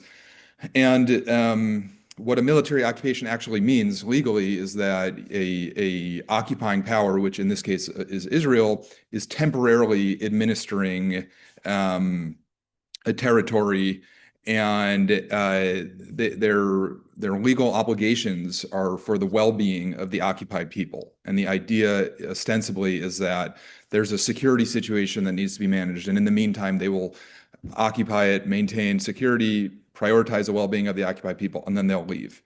So what that means is that the settlement project, which means Jewish people from around the world, from Israel, from America, from Europe, Russia, settlers who come into the West Bank and build homes or move into homes, this is all fundamentally, categorically illegal, because that is the opposite of temporary. They're literally putting roots down. And so that's why you hear that even though some settlements are legal under Israeli law, they're all illegal under international law. Now, what's happened in the last couple of years is basically that the military, which has, to be clear, the military has always been a cruel, brutal, occupying force in the West Bank. However, the military as an institution has traditionally been separate from the settlement movement. The settlement movement is, you know, run by these right-wing messianic Israelis who they have one mission, which is to take over the entire West Bank, or what they call Judea and Samaria. And they do this through settlement building and you know, violence and kicking Palestinians off their land and whatnot. And there was a long time actually where the military and the settlement movement were at odds with each other. And I want to emphasize, it's not because the Israeli military really cared about the Palestinians or wanted them to live in peace, but it was because the settlers caused problems for them. They were starting fights, basically. They were running around wreaking havoc, and the military was interested in maintaining order with an iron fist. Now, what's happened in the last 3 years, actually, since before October 7th, is that after the new Netanyahu government came into power in the beginning of 2023, people probably know there were these extremely fringe right-wing figures in Israel, like Smotrich and Ben-Gvir and others, who assumed these positions of great power, power that they had never had before. And the one who's had the most influence on the West Bank is actually Smotrich, because Smotrich he's ideological and he's an incredibly effective bureaucrat. So Ben-Gvir makes the news more because he's just so brutal and violent in the way he talks, and you always see him handing out guns and yelling at people. But Smotrich is much more dangerous, in my opinion, because he's behind the scenes just pulling off unbelievable bureaucratic maneuvers to take control. And so what Smotrich has done basically is he actually installed himself in the defense ministry. And by doing that, he then took over a position where he basically oversees the military occupation. He then systematically got rid of all of these sort of career military bureaucrats who were in charge of maintaining order in the West Bank. And he got rid of all those people, and he installed other ideological settlers like himself. And so in practice, what that actually means is that all the red tape that used to be in the way of settlers wanting to build a new settlement or wanting to, take over a water line or seize a new plot of land, that the settlers used to have to go through this whole bureaucratic process to get approval from the Israeli state and the military. And, ultimately they usually did, but it could take years. Now, all that red tape is gone because a new settler decides, we want to build a settlement right here. It basically goes straight to Smotrich's desk to rubber stamp it, which is a fundamental change from how things were happening for years and years. And so the violence that you're seeing today, these rogues, what appear to be rogue settler attacks on Palestinians all over the West Bank, what you're actually seeing is a systematic effort where groups of well-organized settlers decide on a plot of land that they want to try to seize and ultimately build a settlement on. They will then set up what's called an outpost. An outpost is illegal even under Israeli law. So again, technically, settlers need to get Israeli authorization to build a settlement. But in this case, they literally are just going into Palestinian land, planting a flag, putting a tent there. And what they do is they build these outposts, and then they start launching attacks on Palestinians. Sometimes the military will even, support them in these attacks. In fact, often they do. Other times, though, the military will come in and break them up. But ultimately, what happens is the settlers chase Palestinians off their land through this daily violence and terrorism, and then they have an outpost that they get authorized by Smotrich, and it becomes a real settlement. And so the point is, you see, there's this distinction that I call good settler, bad settler, where you have these really sort of respectable looking settlements. I mean, they look like small cities in Israel. They have schools, they have towns. They are like really well functioning cities, basically. And then you have the guys in the masks who run around the hills clubbing people and assaulting them.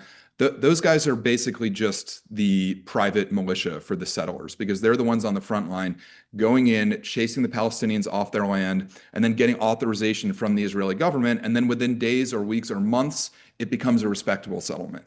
And so my sort of, I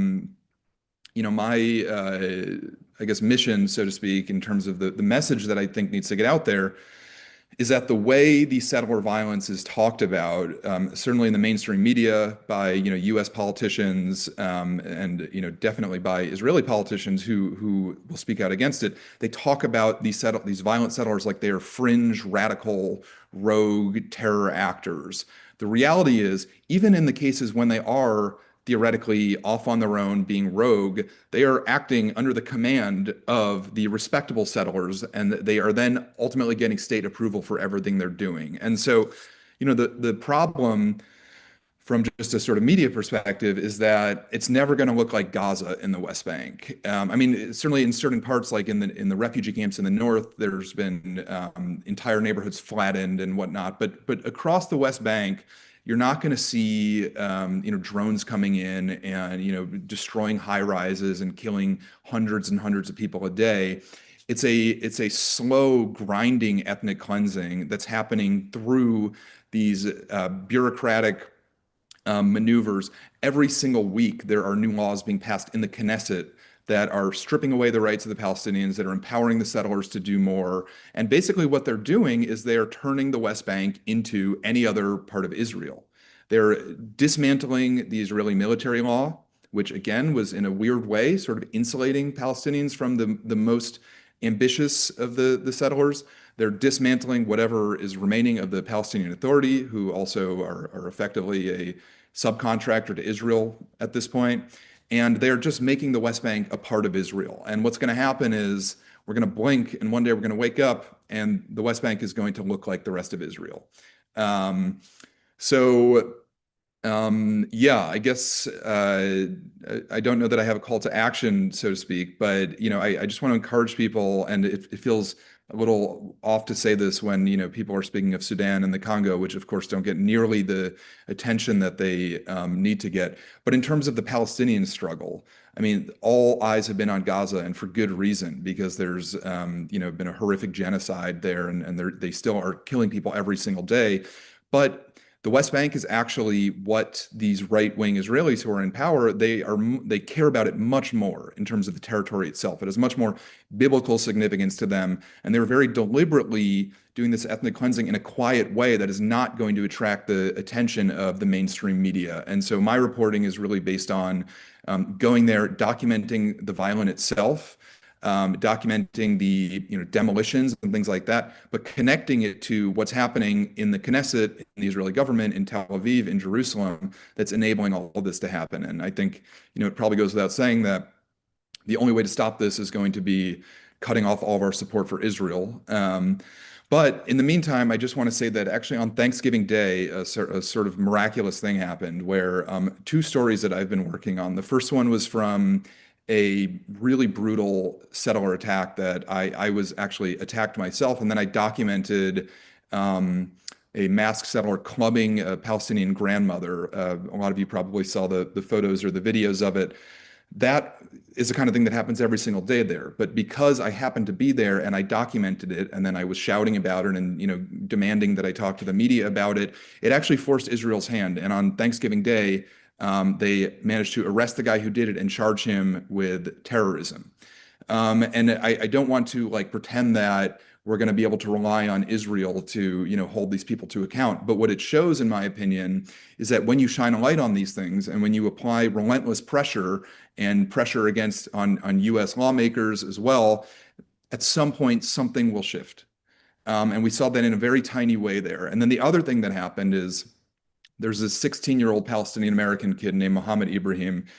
He was abducted from his home in Al-Nasser al-Sharqiyya by Ramallah in February. He was accused of throwing a stone.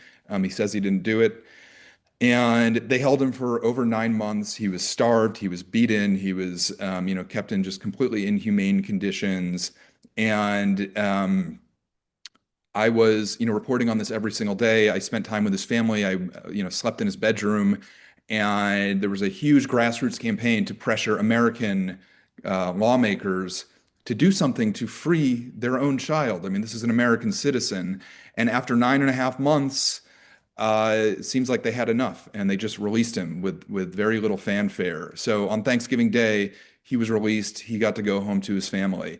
Today, the 3 other kids who were also arrested with Mohammed, who are not Americans, who did not have the support of America, even to whatever limited degree they were also released because we were able to use the deal that was made for Mohammed to basically leverage them to release these 3 other kids.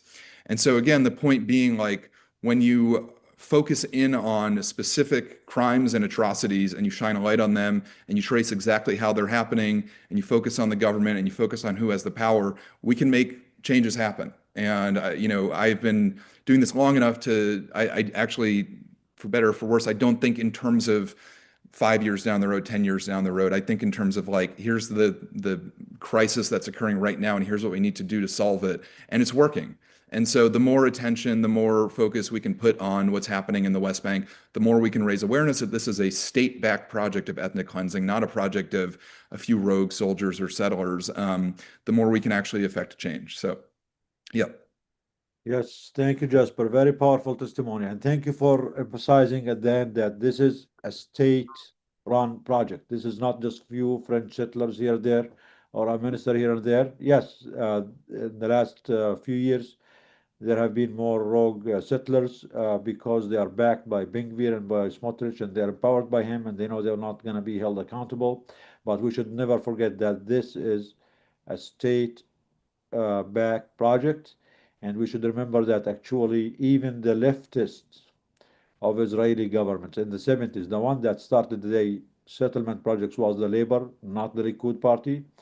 And this is a long-term genocidal project by the genocidal Zionist project of Israel for Greater Israel.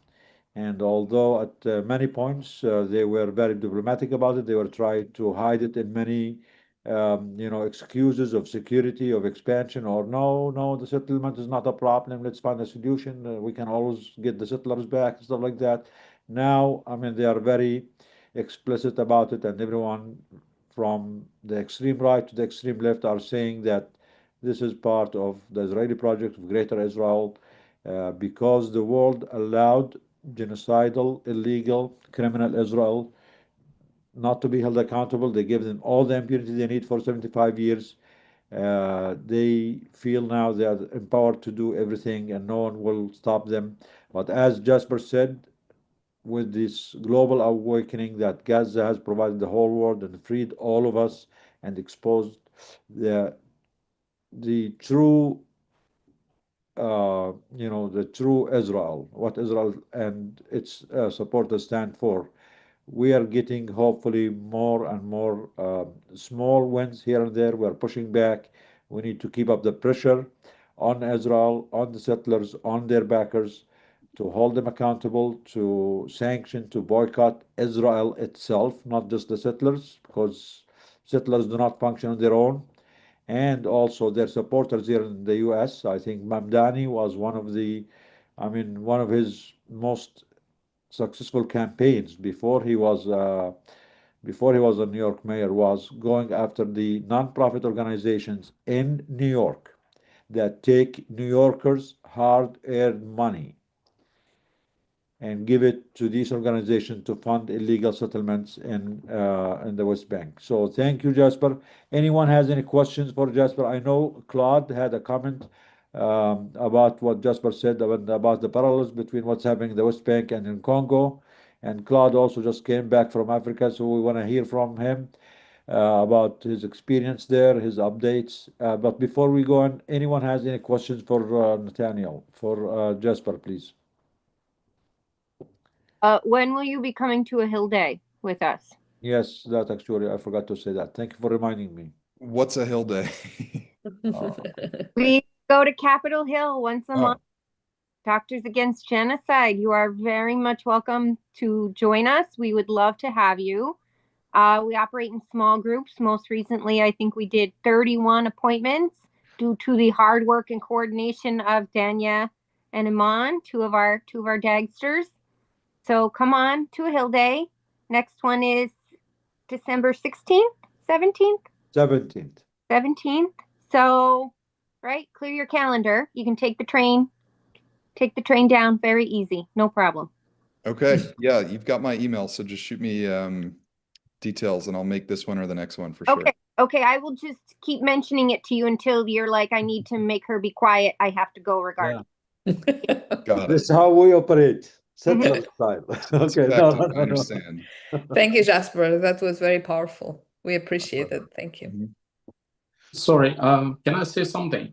Yes. Please, yeah. Allow me, please. This is for Jasper. I think you and I have almost the same passion to tell the story of oppressed people, tell the story of our own people. My background is in journalism and filmmaking. First of all, thank you very much for everything that you're doing, telling the stories of the people that don't have a chance to be heard.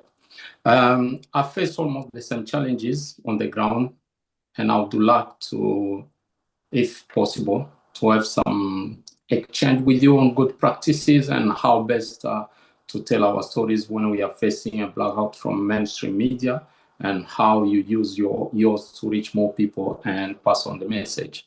That's what I wanted to yeah, absolutely. Yes. Dr. Jabbour, feel free to give my email to Elvis, and Elvis, shoot me a note and we can find some time to talk. Thank you very much. Good. I have to get the permission from Rochelle, because Rochelle controls all West Bank affairs. She's the Dag Smotrich, counterpart. So. It's great that journalism has been very suppressed in Palestine, Congo, Sudan. We don't have journalists who are going there, so we end up relying on the medical professionals to tell us details. Obviously, you guys have a very different training from the medical community, so your reporting is more in depth and it's very much needed. So we welcome the collaboration with journalists because you guys are witnesses and your work matters for our work to protect people. So having Elvis has been such a great asset for us in at DAG because he gives us excellent reporting. Jasper, please consider yourself part of us. We are always looking for good people to collaborate with, to get information from, and to uplift. And sometimes we have journalists come with us when we go to the Hill to report, and that can be very powerful too. So appreciate you both, guys. My pleasure. I'm just seeing a whole list of Q&As. I'm not sure if I'm supposed to be addressing those. Tell me the rules here. Yeah, sure. If there's a question for you, please If go there's ahead a and answer question it. for you, you can, yeah. Okay. What should we in the US do? I think the main thing is the West Bank comes and goes in the news, really just like when there's a particularly brutal settler attack or when there's a Palestinian attack on settlers, there will be maybe a few stories and then it just disappears. And again, that's because the ethnic cleansing is occurring through quieter, less exciting ways for the media. And so it's really just to keep your eye on it. I don't mean this as a shameless plug, but this is all that I cover. So if you get my newsletter, you'll certainly know what's going on. And I think that, in my mind, one of the reasons I started really focusing on the West Bank in the last couple of years is because it's actually a very clear lens to understand the Zionist project and to understand Israel. Because when you talk about Gaza, I don't want to be misunderstood. We should talk about Gaza and we should be focusing on it every day. But when you talk about Gaza, a lot of people immediately, they think, oh, well, Hamas or October 7th or the genocide, people are not as open to understanding what's actually happening. In the West Bank, it's very straightforward. There's an occupying forces brutalizing a people that don't even have a military. And to the extent that there's any armed resistance, it's like few and far between. And you can see very clearly in what they're doing in these villages, they're trying to suffocate life there and they're trying to get people out and they're often doing it successfully. And so I think that just like the story of Palestine these days is often told through what's happening with Gaza. And again, it should, but the West Bank is where things I think are illuminated a little bit because all the typical excuses and defense mechanisms of Israel's most fervent defenders sort of fall away. And what you're left with is, why is this farming village being brutalized every single day? And why are they being run off their land? They don't have any guns. There's no fighting. Like what is happening here exactly? So that's just like a reason to keep focusing on it. In terms of like Elvis, I mean, we need to chat more about, what exactly you're facing. But I will tell you that as an observer, as a spectator, as somebody who, shamefully has not, frankly, had the time to really dive in and understand the dynamics of what's happening, it does get overwhelming to just see the horrific violence every single day and not understand what's happening. And I know that it's endlessly complicated, I'm sure, but I do think it's very important to have a clear narrative that you repeat over and over, like what you just heard me deliver. I don't know if that will stick, but like when people ask me what's happening in the West Bank, I'm always describing it the exact same way. And so, and it's, again, it includes the violence and the brute force and the things that people need to see. But it's connecting it to a story that people can understand. And so that is just, without diving in, that's my sort of high level thought is like, same thing with what's happening in Gaza, frankly. I think a lot of people can't look at the images anymore. children being blown to pieces. But when you tell the story of, well, let's look at what they're actually doing in Gaza right now. They're actually partitioning it. They're building little Bantustans basically. So I think it's just important to always be contextualizing and explaining why this is happening and tracing it to who is responsible for it. So very high level, that's what I think. But Elvis, we'll talk more. Thank you. I mean, just to let you know, Maysa, myself, and Dr. Jbour are from the West Bank. And the inspiration, when we were, before we started Doctors Against Genocide, we were in a peace group talking to Israelis, trying to see what we can do to bring safety to our people. And it was very clear that their focus was on the settlements. If you tell them the settlements are illegal, the answer was immediately, you're anti-Semitic, you do not want Jews. And when we say, okay, the Jews can stay if they are Palestinians within the Palestinian territories, no, you are dangerous. They cannot be safe. The army has to be there to protect them. Well, that doesn't make sense. Oh, you're just racist and you do not want the Jews amongst yourselves. So there was a block for every single solution, and the all roads led to genocide from that discussion. And we are seeing it now, in Gaza, it manifested itself in such a violent way. And in the West Bank, the violence right now is multiple times more than what it was 2 years ago. So it's a very, very scary situation for every single Palestinian, wherever they are. And I should say that, as a Jewish person, I have been welcomed with open arms by all the Palestinians, the countless Palestinians I've met in the West Bank, and I've had Jewish settlers try to kill me on multiple occasions. But I want to just say that there is a sort of narrative that you hear from Israeli, quote, liberal Zionists these days. I mean, I don't really know what liberal Zionism is, but there are Israelis and Zionists who purport to be against the settlement movement. And because they believe that they should just have their state within the 1948 borders and blah, blah, blah. But the reality, what's happening right now is that these Israelis who claim to be against the settlers, they still think of the settlements as what they call their bulletproof vest. And so the settlers love to say, you would never have an October 7th type of attack coming out of the West Bank because we would have stopped them. And that's why it happened in Gaza, because we have no settlers there. And so the average Israeli liberal might say, we don't like the settlers, we don't like to see what they're doing, but the alternative is that the Palestinians are going to come pouring in from our eastern border and kill us. And, to state the obvious, this is the exact type of thinking that led to October 7th. Thinking that if you just keep your boot on the neck of people for long enough, you'll be okay.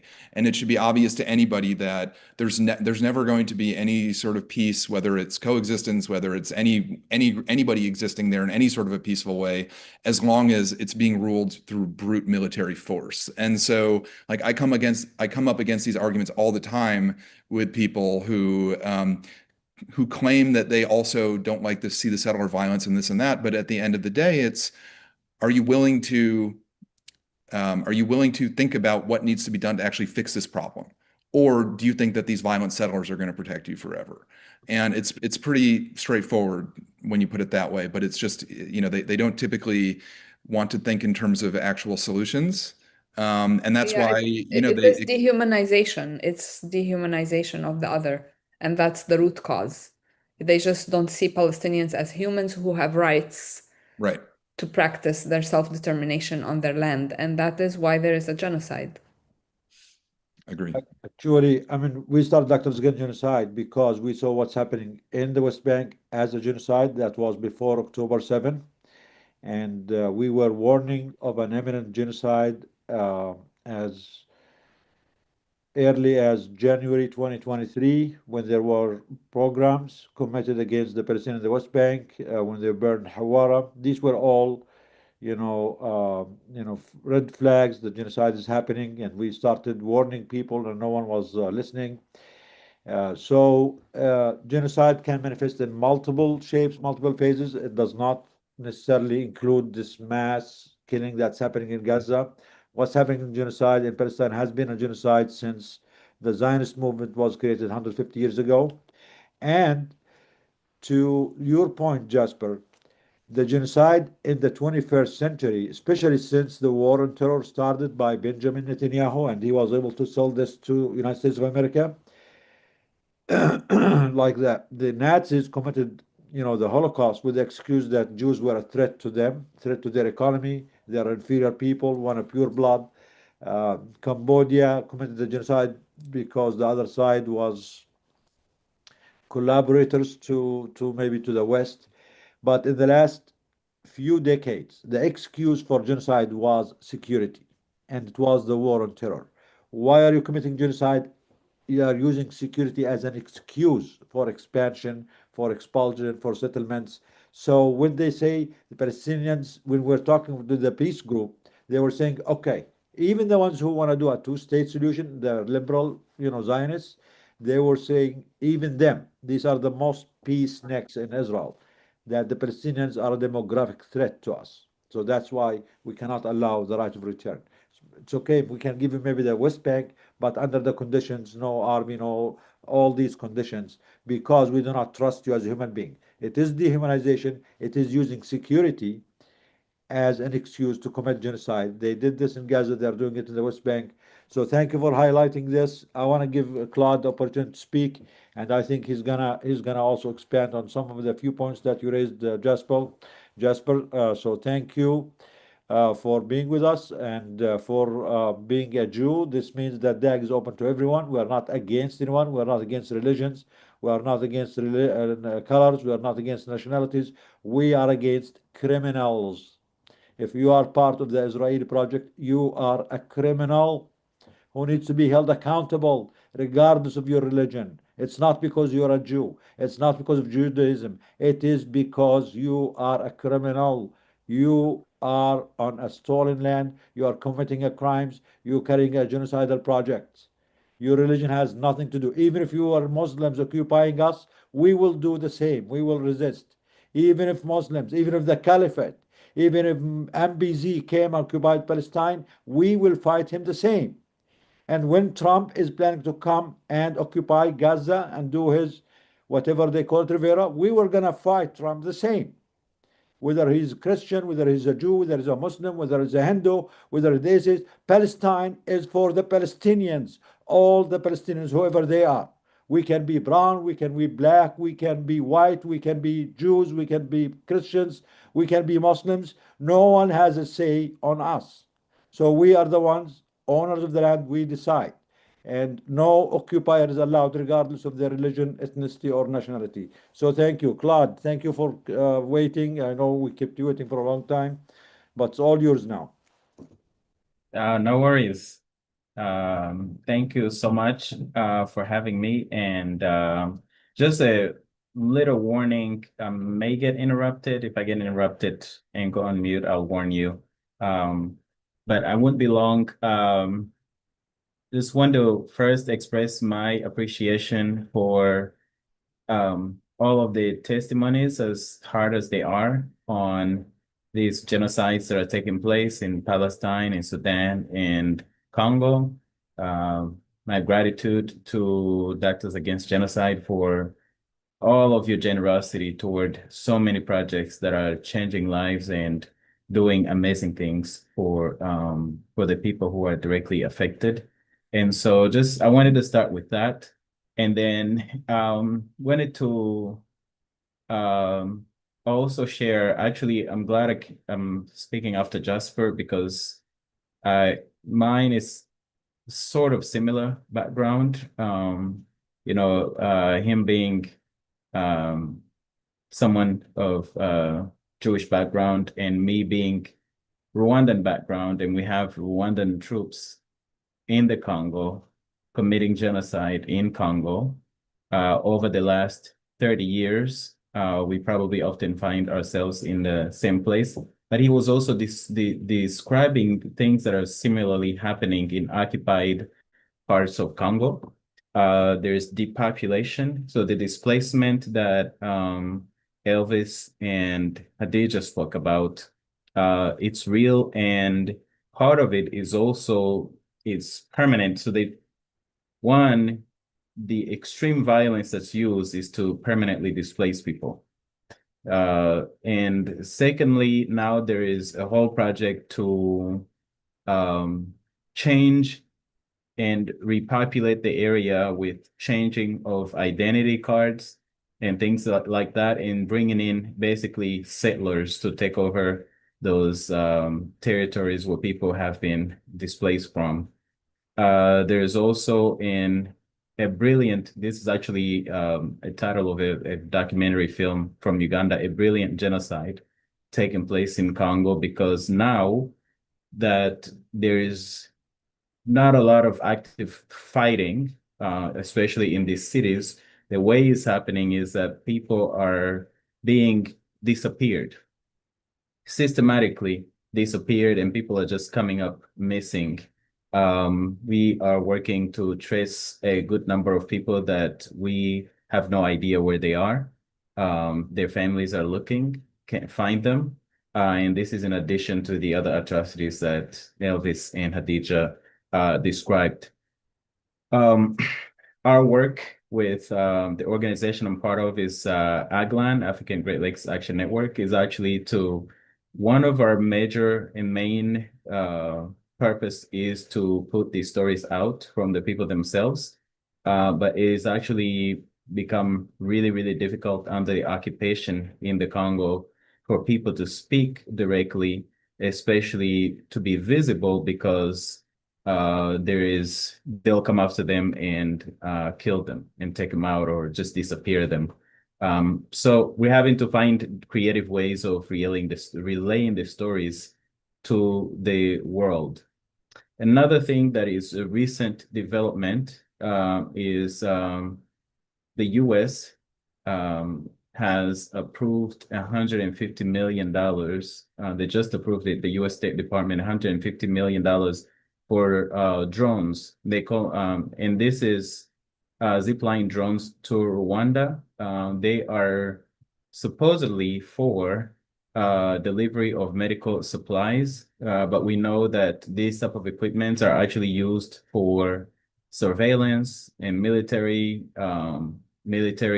action and all of that. And so this is another item on our advocacy work against the genocide in Congo, because often this is what the US and the UK and actually the European Union have done, is they'll send funds that support Rwanda's military's adventures into the Congo, but they will use other, things like humanitarian reasons, which this drone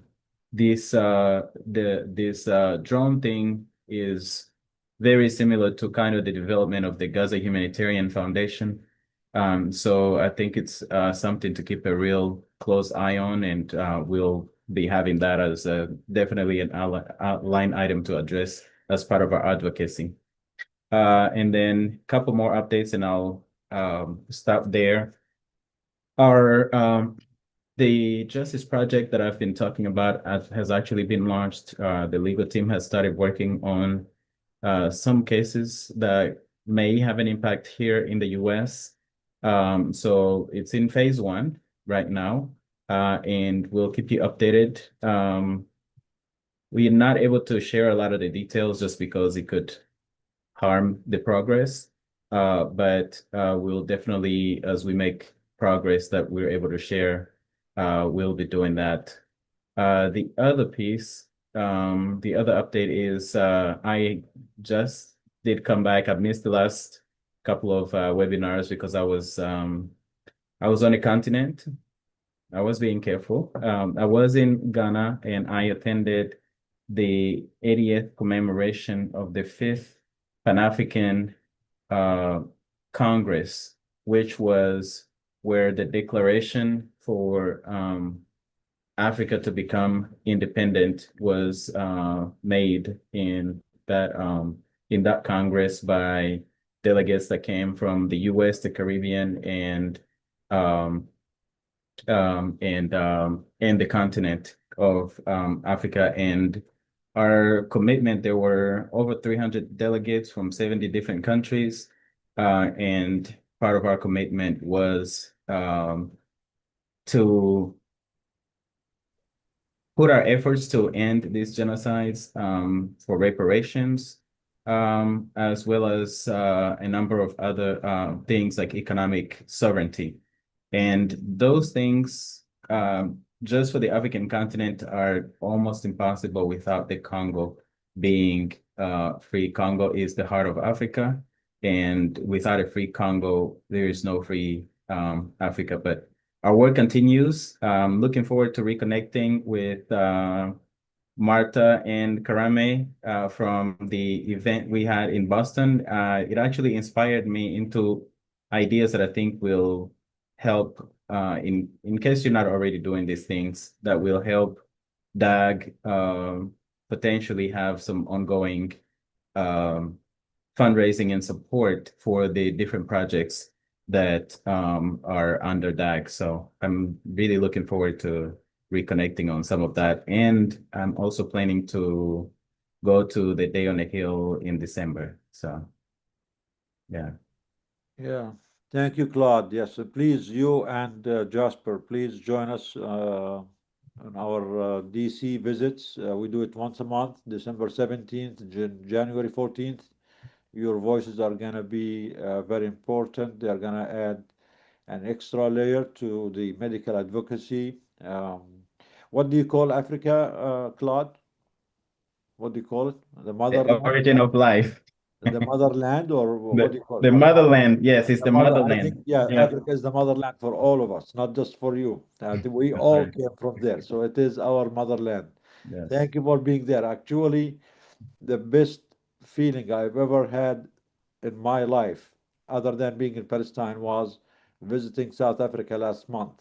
It was the second time in my life that I felt home. So yes, it seems that Africa is a motherland, and genetically, I'm also, me and many of my Palestinian colleagues are 70% African. That's proven by genetic testing. So we're not bluffing. But anyway, thank you, Claude. Thank you for sharing this. And please, you and Jasper. So Jasper, someone is even demanding that your mother join us to the DC visits because they know your mother. Is your mother in DC? Is she activist? Is No, my mother's in New York, but she had her first brush with internet virality the other day. So, Oh, she's on Canary Mission now? no, not as far as I know. She was, my mom played a really active role in helping to release Muhammad, and Oh, wow. the internet loves a warm Jewish grandma who wants to help Palestinians. So, yeah, that's what that's about. I mean, please, she'd yeah, probably please, want to come. yes, please thank her on our behalf. We are grateful, and we will be happy to have her on the webinar. And if she can make it to DC, that will be even better. So please invite her on our behalf to come and join her experience with us on our next Sunday. If you let her in the room with the lawmakers, I don't know if you'll ever be invited back. So we can talk about it No, all. that's fine. She will feel home. We are all like this, believe me. Just make sure that she and Nidal do not go together because Yeah. Actually, me and her and Maribeth will make a perfect team. Where is Maribeth? We always go there, we always fight, and we don't, believe me, we do not hold anybody. one at a time. Yeah, well, that's great. Good. So, Good. I mean, yeah, thank you, Jasper. Thank you, Claude. I think now, We have not heard from the doctor from Nasser Hospital, Dr. Farah's he came and he left. Hopefully, he will come back. resident, Yeah, we did Dr. not hear Shaza from- yeah, Ishaq.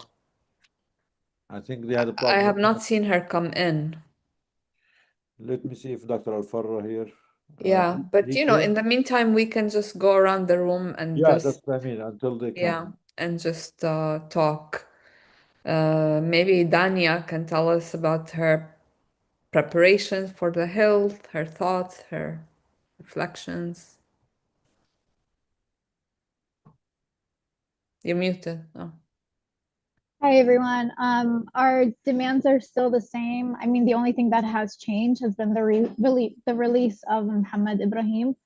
Our current demand is just getting the mobile homes in that sit at the border, along with thicker tents for the winter. We witnessed Gaza have their second winter storm of the season, and it's been horrible.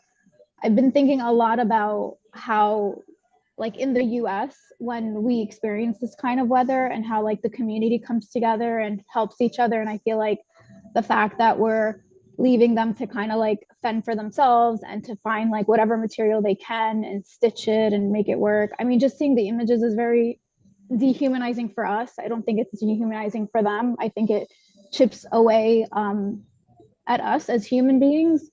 And I think that needs to be our current demand of, making sure that gets in, because it's sitting at the border. It's just a matter of COGAT being pressured to do so. And so our demands are the same. West Bank settler terrorism continues to just increase by the day. And I think the US government's complicity is just loud. And so. Yeah, thank you, Dania. Since you are in New York and Nathaniel Jasper is in New York, maybe we need to, we need to add Nathaniel to our DAG New York chapter and add more depth to the chapter. So we have also his skill, his quality, the experience that he had from being in the West Bank. Maybe we can also have an in-person event there for New York, and I think we're willing to go Yeah, there. actually, So DC that is not reminds the me. center of the whole world. I mean, we can do it in other places too. Yeah, that reminds me, Jasper, are you still having that event or did they cancel it Which one? on the 10th? Oh, how did you know about Oh, that? okay, never. No, it's He's fine. in They New York canceled it, too. and I'm writing a piece about it right now. So that's coming soon. But yes, I had Okay. an event at a synagogue, and after some people expressed outrage, they immediately canceled it. So Yeah, I'm it's writing about that now. okay, so it did get canceled. Yes, but I haven't, I guess it's too late. I just publicized it, but I'm going to be writing about it soon. So just hold your fire, and I'll have the whole story out soon. We're happy to hold a protest or a vigil for you there once you're ready, though. I mean, we have enough people in New York. We can try another like insertion maneuver maybe into the view and bring Jasper with us this time.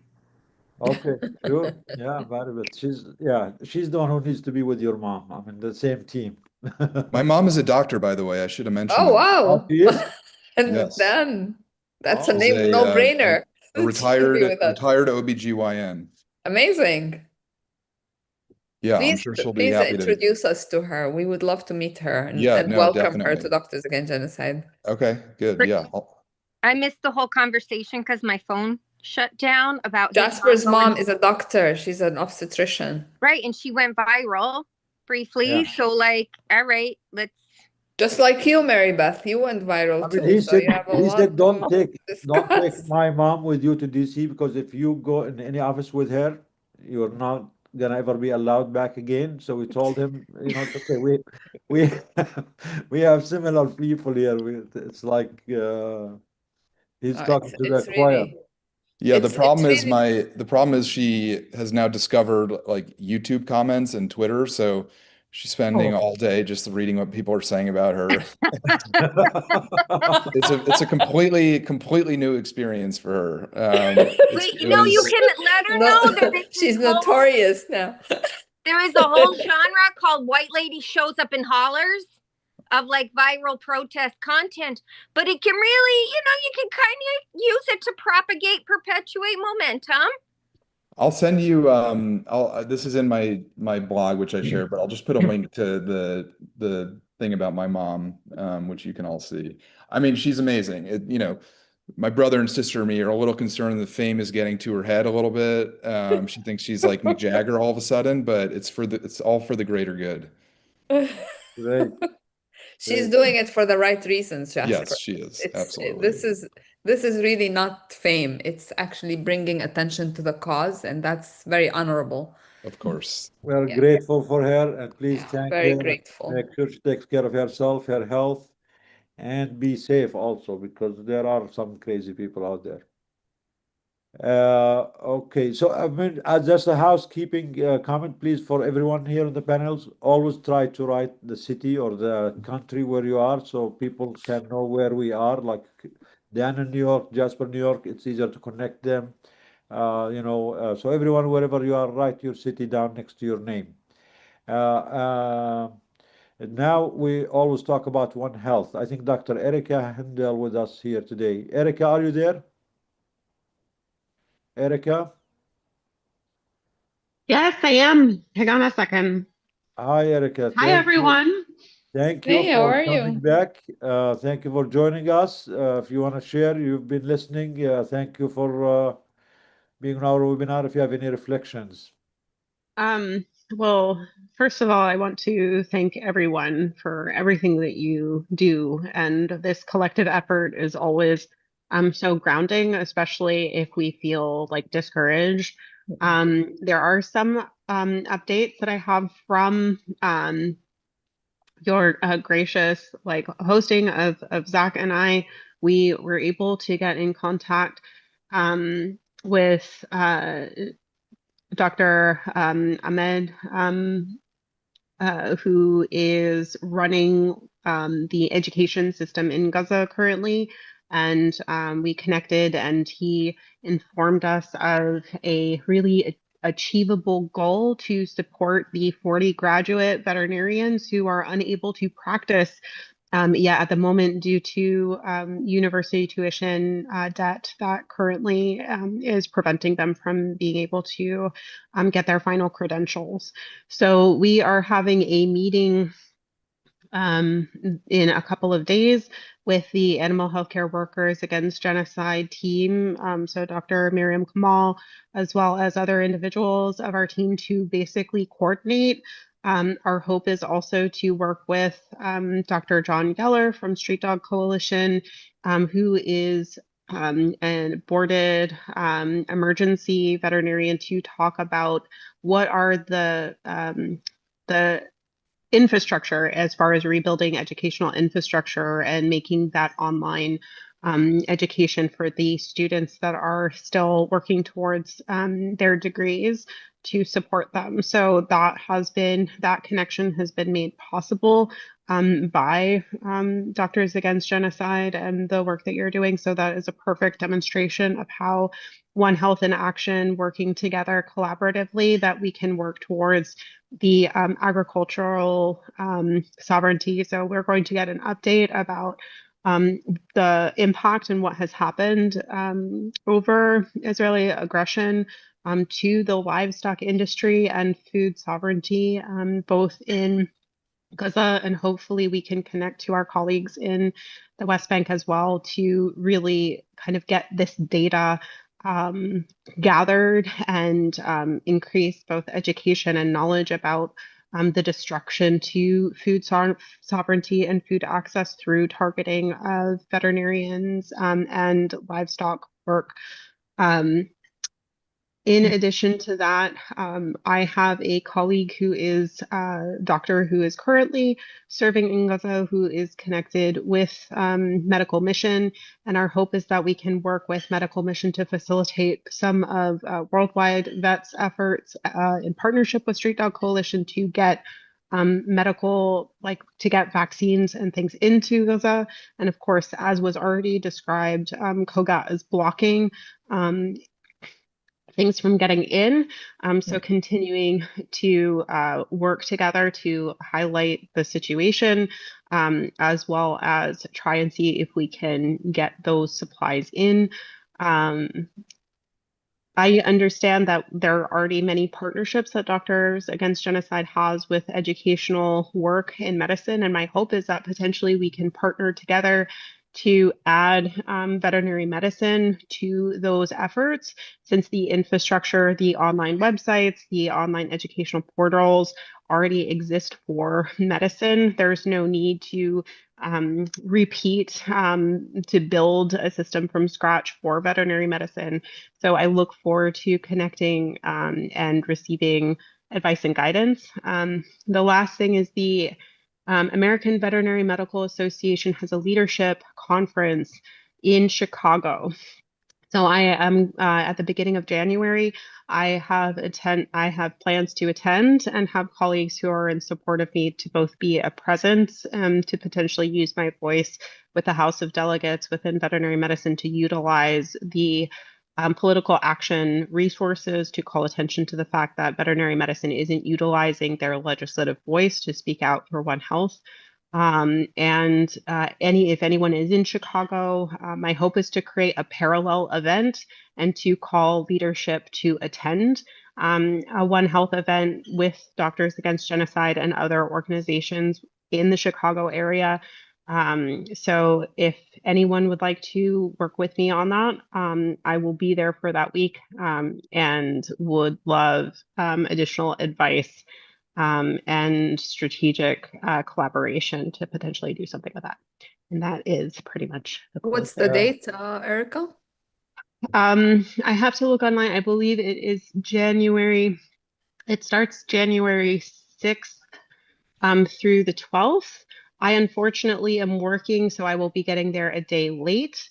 But part of this is also assessing a strategy of how we internally utilize the leadership structure. So the House, AVMA has the House of Delegates, their districts, and our goal right now, I've made progress within my district as far as gaining influence and relationship building. And our goal is to potentially utilize district by district in pressuring the districts in the House of Delegates to put more pressure on the executive leadership.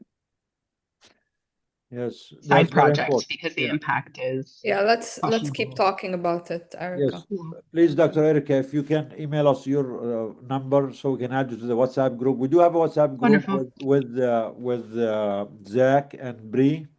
They can add you, or if you can email us your number so we can add you. With the WhatsApp, we can collaborate these actions more, timely. But we're happy and we're willing to support all the actions, all the events that you are planning. We have Hadil here from Chicago, Dr. Hadil. She can also help. We can also notify our group in Chicago, Doctors Against Genocide. Maybe you can have a joint event or a joint presence. Wonderful. That would be wonderful. One Health. So please, let's stay in touch, and we need to discuss all of this. Hadil, are you there? I am here. Yes. So Dr. Erica is coming to you. You need to make him Yeah, I would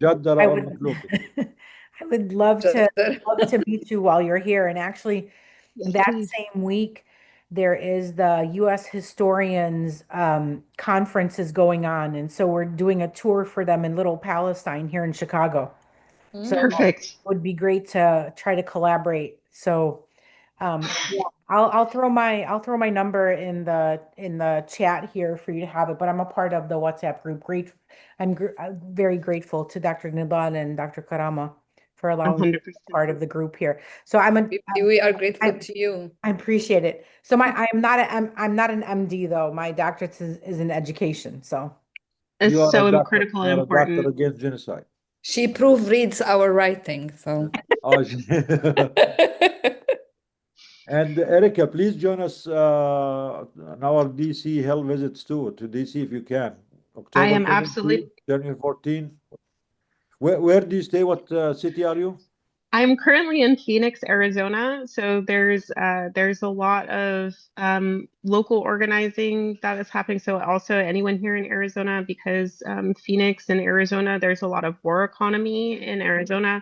So I hope that we can create like a bi-coastal, and I very much deeply look forward to the time where I can come out to DC and meet you all in person, and just wanted to express my gratitude for all of your leadership and everyone here that continues to reinforce our strength as individuals all across the country for this forward movement. So and the connections to Palestine and our colleagues who are enduring this genocide. So thank you so much, and the global work that you're doing. Thank you so much, everyone. Thank you, Erica. We actually do have a small group or a small chapter in Phoenix, also in Arizona. So we need to add you to this too. Maybe you can all empower each other, collaborate. Okay, now Dr. Ahmad Abu Arab has an interesting experience on the weekend also, a conference in Canada that was canceled. So all what we hear is just canceled events, either for Jasper or for Ahmad. Let's see, what was your experience, Ahmad? Hello, assalamu alaikum all. Hello. Thanks. Yeah, so we were at the People's Conference for Palestinian Solidarity on the International Day of Solidarity for Palestinian People. This was in Guelph, Ontario, north of the border, with Mesa not present.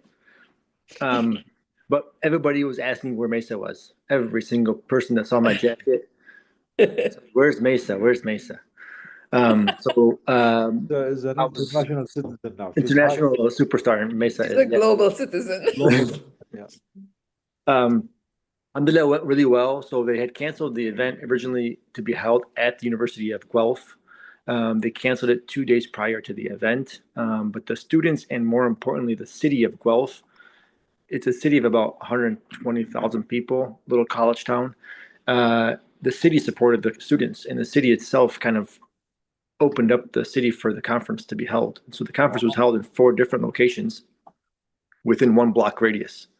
Wow, And so one of the main site was a local mission or local church that they used the rooms for. They had a kids area, they had a room for the panelists to speak, and they had a room for vendors to be in, and it was all 1 spot. So alhamdulillah, it went really well. I only was able to stay for our panel, which was a medical panel. Dr. Yuping Ji and myself were representing DAG. There were other physicians from Canada, including Tariq Lubani, who was the keynote speaker, who was the director of GLIA. Dr. Deidre, she was talking about Canadian advocacy, and kind of the same thing we do on the Hill is what she does in Canada, as well as Dr. Monica. She used similar discussions. They had both had experiences in Gaza as well. But me and Yuping talked mostly about DAG's mission. I spoke shortly a little bit about DAG's approach to the medical definition of genocide. We talked about public health consequences of genocide. We spoke briefly about collaboration and collaborative liberation. And then we also spoke about DAG's mission with relief and advocacy and all the things that we do. So we had about 20 minutes. I'm looking for the video of it. I know there was many cameras that were there taking pictures of us and taking videos of us. And so I think they're just I'm assuming they're doing a lot of editing right now. But I asked them for the videos so we can share them with you all. But it went really well. We got really good feedback. I had many people ask me about joining DAG, so I gave them Mesa's contact because they're all in Canada. So Mesa will be getting a lot of emails, I'm sure, soon. And then I met a few people who were like art therapists and midwives who all wanted to join DAG, and so I'm sure we'll get some more members soon, inshallah.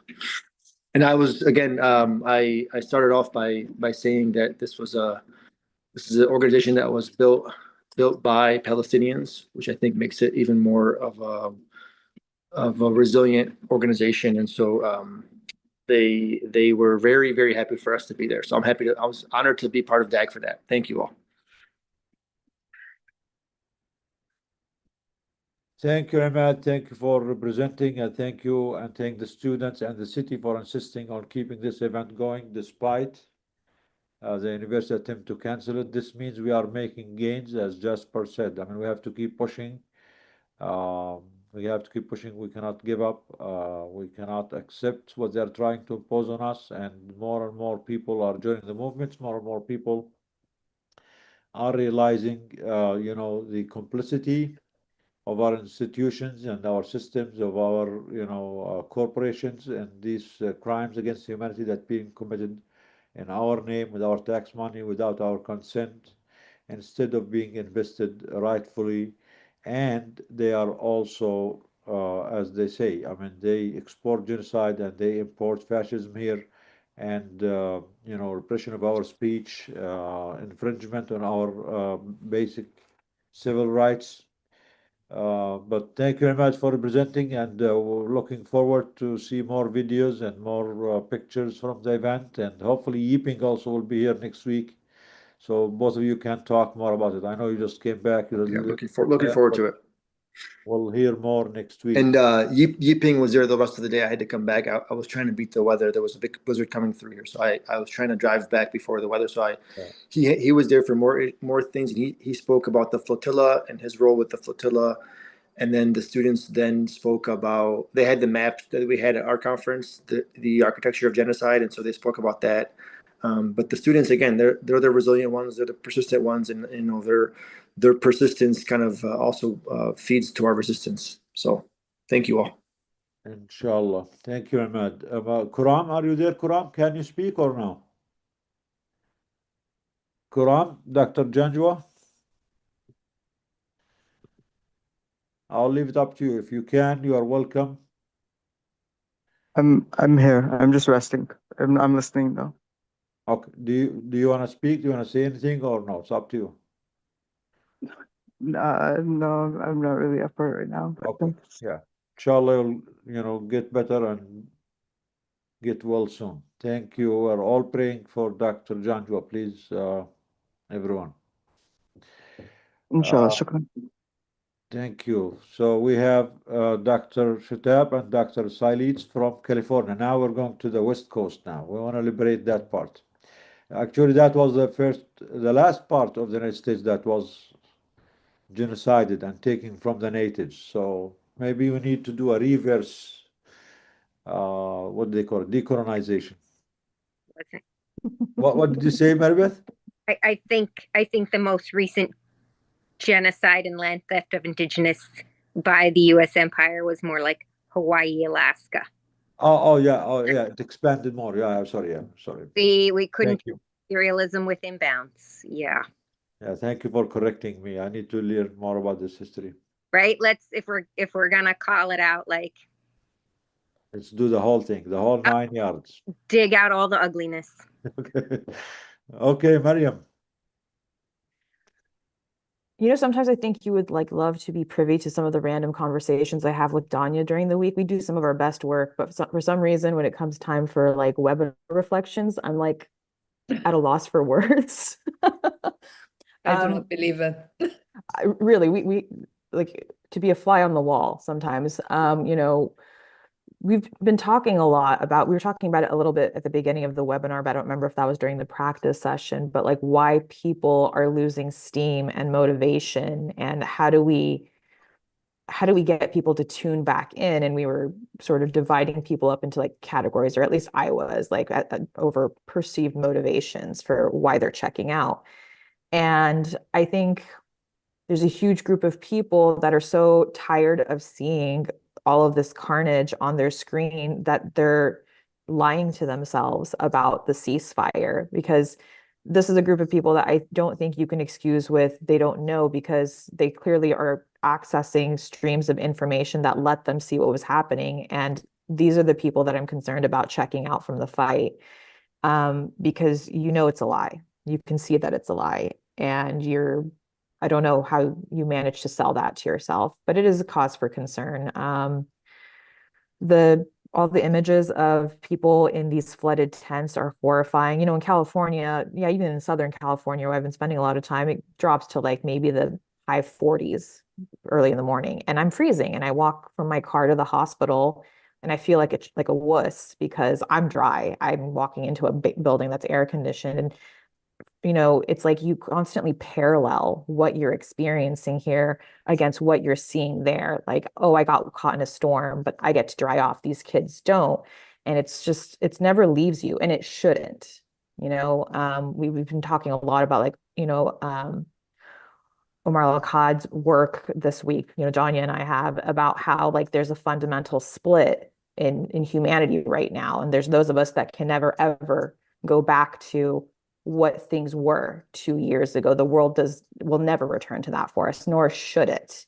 But we have to remotivate people. And I think things like seeing, the 16-year-old get released, like that's a tangible win. And I think we need to start highlighting these tangible wins more so people don't feel so defeated all the time, because sustained effort in a movement like this is where things always fall apart. It's like you're trying to vote with your wallet, and you continue to see that it's not manifesting in anything concrete, and it's making people want to turn away. And so I think, having the sustained public effort to release the 16-year-old from the West Bank, I think was very re-energizing, certainly within our own chats. So I think we have to try and emphasize more what the small wins are.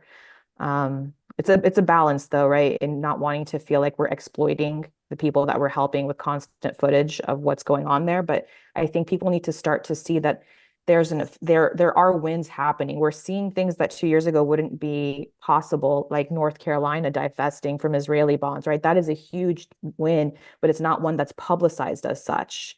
And I think we need to remind people that you are making an effort, like you're making a difference here. It's slow, it's persistent, but we need to start showing people like, hey, don't feel so let down. You are making a difference here by lending your voice to this effort. So Yeah. Thank you, Mariam. Yes, we have to keep going, keep pushing. Dr. Sui, I know it's late for you there, and sorry about getting late to you. So go ahead, Dr. Sui, if you want to share with us any updates from the UK about any action, what's going on there, please.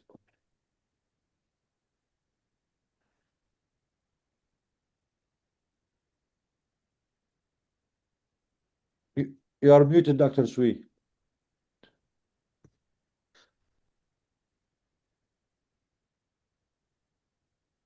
No, I think Yes. things in the UK are very, very difficult because our government has gone really right-wing, trying to court the populist right. And so I think you know that we have maybe more than 100 people arrested without trial. We call it remand in custody for direct action. And one of my colleagues was just actually beaten up with a fractured skull. So that kind of thing, which really makes for very grim kind of thing. So on one hand, the persecution of our activists, especially those with direct action, are horrendous. The other lot are doctors being deregistered for speaking up for Palestine. We have a whole lot of them in the process of being deregistered. So then we talk about the health workers. I just came back from a vigil for the 54 physiotherapists that were killed in Gaza. And the people who came to the vigil, they are mostly physiotherapists and a few doctors, are also very, very kind of, I understand the feeling. They have not checked out, but they are depressed because they don't know what to do. And a lot of them are burnt out. So personally, I really feel I was quite down, but I'm so glad to be part of you this evening. So I just wonder, perhaps I should ask some of them to join the webinar and at least learn how to focus, because I think, the DEC leadership is really so focused and very, very effective. And, I just wish some of your enthusiasm and your stay power and your resilience will rub off to all my colleagues who are feeling so down at the moment. Not very good news, but we'll fight. We'll go to the Foreign Office and demand people get released. We'll fight for our doctors who are facing the registration and so on. But the initial kind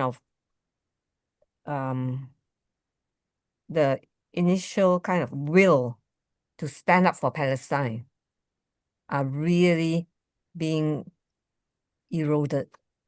I don't know how to describe it. I can't put a finger on it. And I know for a fact that we cannot afford to be like that. Absolutely. Yeah, sorry about this. Sorry that you feel this way, Dr. Sui. So, I mean, yeah, what's happening in Britain, especially with Palestine action, is very shameful, very Yeah. despicable. This is a reminder to everyone, especially those who live in the West. Our leaders, our institutions, the elite, the ruling class who control our countries are turning their countries into another Israel just to Yeah. please the Israeli lobby and Israeli benefits. Correct. They are bringing the soldiers who are trained by Israel, by the IDF here in the United States, in the cities, in DC, the troops, the National Guard, and they are doing the same in Britain. They are very brutal. They are arresting 89-year-old grandmothers, 90 years old grandmothers, just because they are speaking up for no crime, just because they are insisting on their right to speech, right to protest. They are being locked up, as Dr. Sui mentioned, hundreds of them for no crime. They are treating their citizens as the terrorists while leaving the real terrorists who are committing genocides in power and protected and giving a free what do they call it? Free money, free taxes, free bombs to Israel to continue its genocides. If we allow this to happen, all the world will become another Israel, and Yeah. they will be treating their citizens exactly the way that genocidal Israel is treating the Palestinians. So when we say Gaza is the compass, we really mean it, because Gaza is the focus for all what is wrong in this world.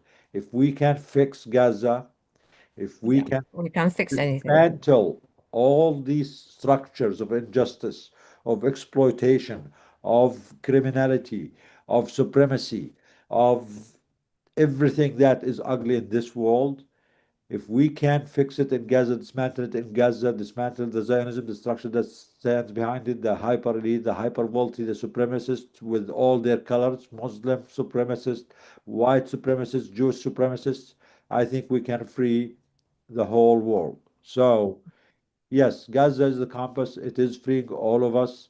And the fight is not easy because they know how much they are going to lose. They know they're going to lose their power, their influence, their control, and they are going to be giving it up to the people.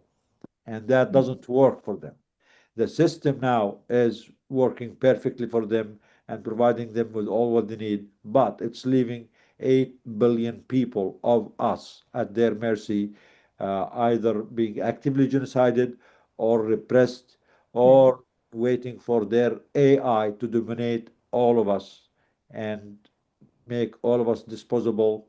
And at best, we will be begging to be their servants, and that time is coming soon. That's why we cannot wait. We have to do everything we can to dismantle these injustices now.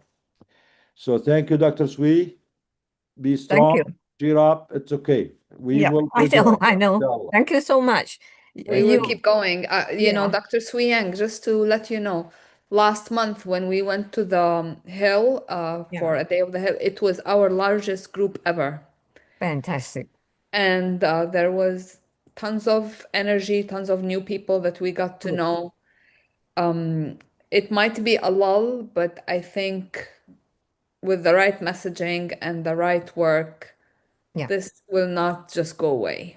The yeah, movement to liberate us from what is happening, these genocidal powers will not go away. I'm confident. yeah.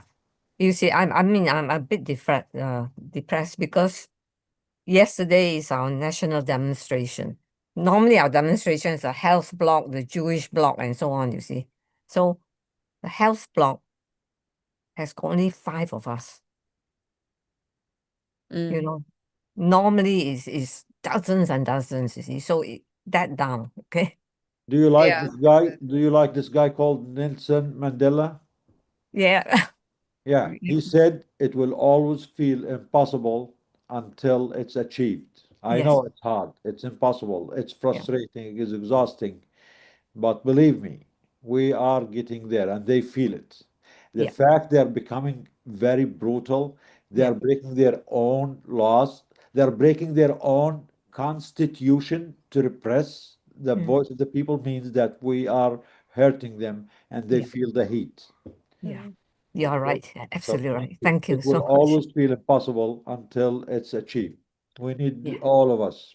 We Keep need all going of us. strong. Shukran.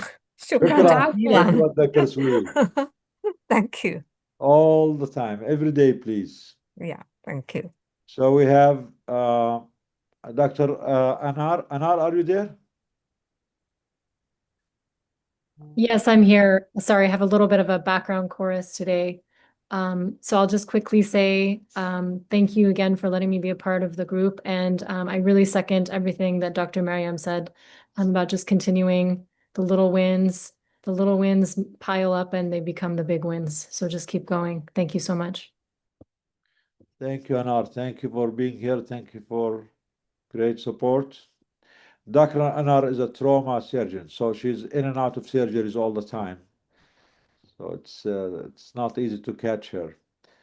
But we need her in Gaza, we need her in Sudan too. So hopefully once we have more access to missions, she will be the first to go.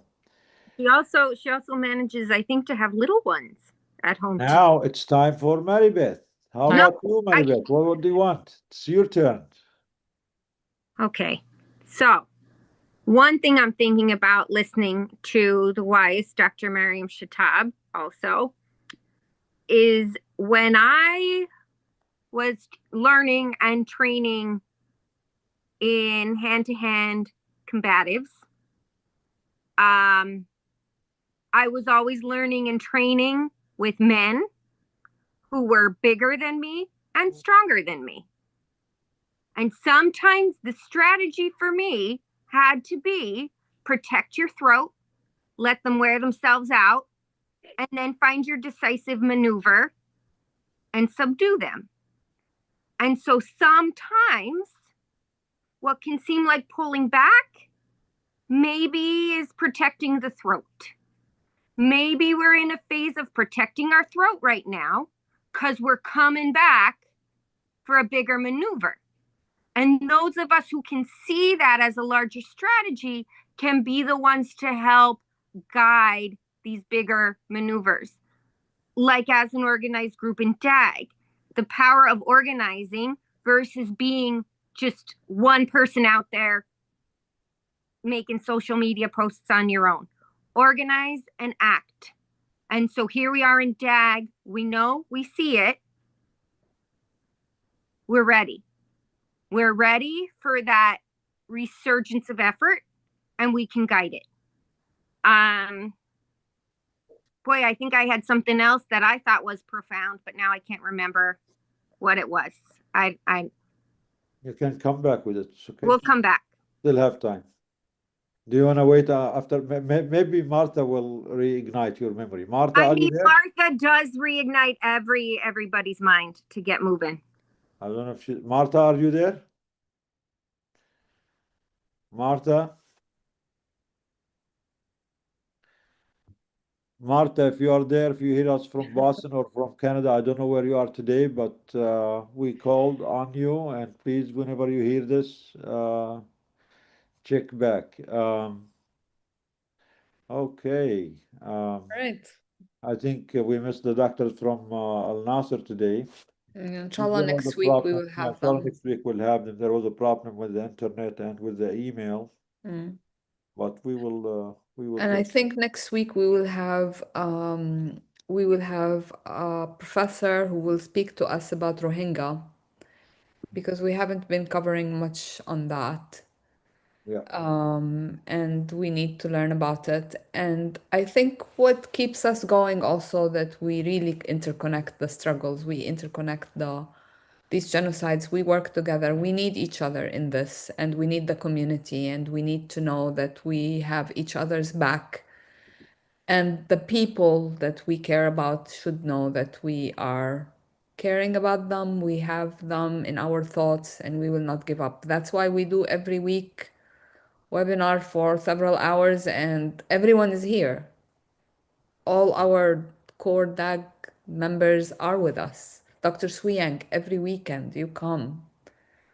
And, if you do not come, you send us a message telling us I'm going to be busy, I'm not going to come. That's something. That's very powerful, and we really appreciate it.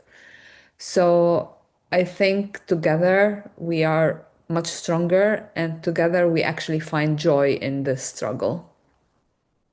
Oh, I remembered. Little motivation. In Ireland, right? Before the final declaration for independence of Ireland of like 1919, there were at least 8 distinct uprisings, battles for that, where this is going to be it. This is going to be the revolution that frees us. And then it didn't. And then it didn't. And then it didn't again. And then the next generation of people died fighting for it. At least 8 distinct episodes historically until the 1919 signing for the ratification of the freedom of Ireland. We have these precedents. Resistance came before us. Revolution will come after us.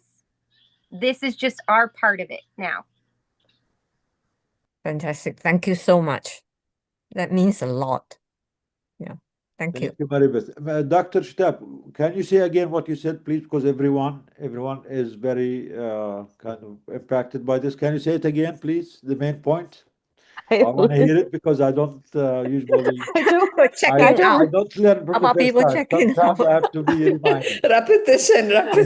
I literally don't really usually remember what I say on these webinars until I go back and watch them because Yeah. So tell me, what did you say? What did I say? It was very inspiring. Oh wow! And then I really have to go back and watch this as you upload it. I mean, say something. I mean, it probably boiled down to yes. It probably boiled down to finding a source of motivation again to keep going. Yeah. And counting the small wins and making sure everyone is aware of the small wins not being so small. Like someone I guess is from North Carolina and who also is aware that North Carolina divested from Israeli bonds, which if people don't know what those are, unfortunately, they are direct loans essentially to the Israeli government. And there are a lot of organizations in the US, like Taxpayers Against Genocide, that are leading efforts to get cities to divest from these bonds, because if you are in like a federal or government employee or something like that, your retirement is essentially being tied up in these Israeli bonds, which financially, if you just look at the money, are a terrible investment, separate from the fact that they're funding a genocidal entity. It's just a very poor investment of your own money. So to have a state like North Carolina, which in the US carries its own particular reputation, wrongfully so, it seems, because of where it's located, they divested from Israeli bonds. California, which is considered a blue liberal hippie state, we have not divested from Israeli bonds. We're heavily complicit in this, but North Carolina did divest. So it's things like that. Those are sustained efforts behind the scenes. You're really not hearing about Taxpayers Against Genocide and the efforts that they're leading, but this is important because you are stripping the war machine of its funding. So let's highlight the wins, just like, a lot of people are celebrating the kids being released from the prison in the West Bank. Something like that. I don't know. We'll have to go back and watch actually what I said. Great. Thank you, Maria. Martha, are you there, Martha? Martha? I think Martha told us that she told us because she's not she's feeling well gonna too. be So pray for Martha to unavailable, feel and she better will be too. just listening. Yes. Yeah, pray for Martha Nidal, to feel better too, we please. might be done in less than 3 hours. Well, No, you're still over 3 hours. Oh no, you're not. we're already 3 hours and a half. You're No, already hours. over 3 hours. Let But it be. No. Let it go. Yeah, exactly. Let it go. Let's do it. So again, the most important thing is it's not individual voices. We are building a movement. You have to be part of a movement. Build a movement. Don't be by yourself, because if you are by yourself, you'll always be more vulnerable. It's easy to be broken. When we are united, it's harder to break all of us. So بالعربي بيحكوا تأبى الرماح إذا اجتمعنا تكسرا، ولكن مش عارف باقي البيت إنه أسهل تكسرها الفرادة. بمعنى those what they call it الرماح. شو معنى الرماح يا دانا بالإنجليزي؟ Arrows. So Arrows. arrows, when you have a whole bundle of arrows, it's hard for you to break them. Yeah. But Arrows if you are take not one arrows are Siam. لا رماح. يعني سهام. وينك ميسة؟ اهلا وسهلا ميسة، تفضلي. اهلا.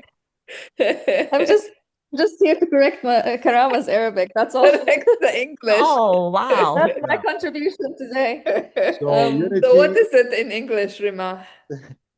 Rimah is the thing. That's the long thing that It's you not a throw. thing, it has to have a name. ما هو الشعر العربي كان كله قديم. It's okay, we have to You update. throw Are you it. talking about a javelin? No, What? no. It's just it's not There's an straw. It's arrow just and then there's reed, another reed. thing that you throw, the long I'm stick. gonna look it up for Google, our A long trusted. individual thing you throw is a javelin, no? Maybe it's a juggling. And No. the It's old warfare, what did they use to throw? Spear. Oh, spear. Okay. Here, Spear. yes, So when you that's have it. a Thank you. group of them, it's hard for you to break them. But if you spread them one at each, individually, tie it's them easier to break. together. The Becomes same very applies strong. for soldiers, the same applies for doctors, the same applies for human beings. When we are united for the cause, for humanity, for justice, we are not against any people. We don't hate. We don't hate. I know what's his name.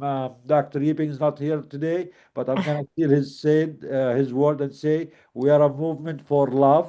Although it's kind of Okay. heavy on my tongue, but we love people. We love humanity. We want everyone to be happy, everyone to live in peace and justice. Dismantle the structures of genocide, the structures of oppression, structures of supremacy, the structures of apartheid, not kill people.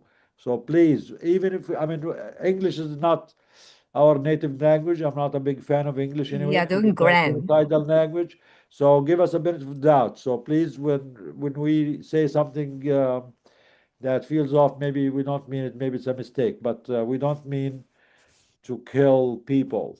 We know who the killers are. We know who the criminals are. So this is one thing. And again, we have this campaign called, as Dr. we call it, sick from genocide. We are all sick from genocide. And as a medical prescription, we already said that long time ago. The best treatment for this illness is to fight, to do everything you can to end and stop this genocide. This is helpful in two ways. First, it's the most and the only therapeutic thing for you, because as long as you're trying to do something, your inner, your psyche, your mind, you feel more at peace at yourself because at least you are trying. Plus, it also helps the victims, it helps the genocide. So if you want one treatment that has a dual benefit, it is to fight, to spend all your time with like-minded people who are trying to end these crimes, to end this genocide, to save the victims. This way you are saving yourself, you are saving your soul, and you are saving your victims. If you stop, if you don't do this, if you stay silent, or if you work alone, especially the worst if you stay silent. Actually, there was a research. It was published a week or two ago. And maybe we should have her. She's a Palestinian psychotherapist. There was a research. People who stay silent on genocide or crimes, they will be the worst off on the long term because they will always live with some internal conflict between what they saw, what they should have done, and what they did, and that will always leave them mentally not at peace and struggling and sick, and that will actually transpire into physical illnesses too, because they have more diabetes, they have more heart attacks, they have all these things. People who actually have been protesting all along during this genocide are the healthiest of all people when it comes to the mental well-being. They are the healthiest, the ones who have been trying to do something. Again, what is this thing? It's up to you to decide, but just trying all the time to think whether you donate, whether you speak, whether you connect with other people, whether you educate some people, this has a healing effect on your own self. Plus, it also helps others. Plus, it builds the movement, it makes the movement bigger, and it makes our impact bigger. If we stay silent, if we don't do anything, or if we continue to enable the genociders, or if we work in silos, this doesn't help as much. So thank you, everyone. If anyone has Thank any you. final comments, we wanna honor Karama's wishes today I to don't finish before 4 hours, in less than 4 hours. Yeah, less than 4 hours. And the only reason this is gonna happen is because the doctors from Al-Nasser did not join, but it's okay. We can. It would have been do 6 that. hours otherwise. Thank you so much. Yalla, You end thank you, it, Karam. Nidal. You end it. Thank you. Do you have any final words, Nidal? No, I'm done. No, it's okay. You end it now. Yeah. No. We will dismantle the I have- structure of Yeah, I evil. was gonna say, what about Daniel? I have one thing to say. Daniel, put New York. You have to put New York Yes. on your thing. I don't know how to do that, but Okay, next time. I'll learn Yalla, for next time. Dr. Sui, I just wanna say to you that, like, I know you're feeling, unmotivated, and you feel, you wake up with this like overwhelming feeling of being depressed. But although you've lost some comrades that are not showing up with you, I just want you to know that people from afar, they admire the consistency, because I think what our movement, there's a lack of consistency, and not since October 7th, just overall. Like, if you speak to anybody who's been in this long enough, they'll say, like, yeah, like something, really bad or formative will happen, and everybody will kind of, be up in arms, and then it kind of dies down. But I just want you to know that there are people on the sidelines that see your consistency, and while they can't give it the same amount that you give it, they do appreciate what you do. And even when you show up in this space with just everything you have going on, you have no idea what you do there's so many people on this panel right now that just appreciate and admire and love you so much. So thank you so much. Wanted to share that with you. Like, I think it's a real big deal that I get to ever share space, even virtually, with Dr. Swiyang.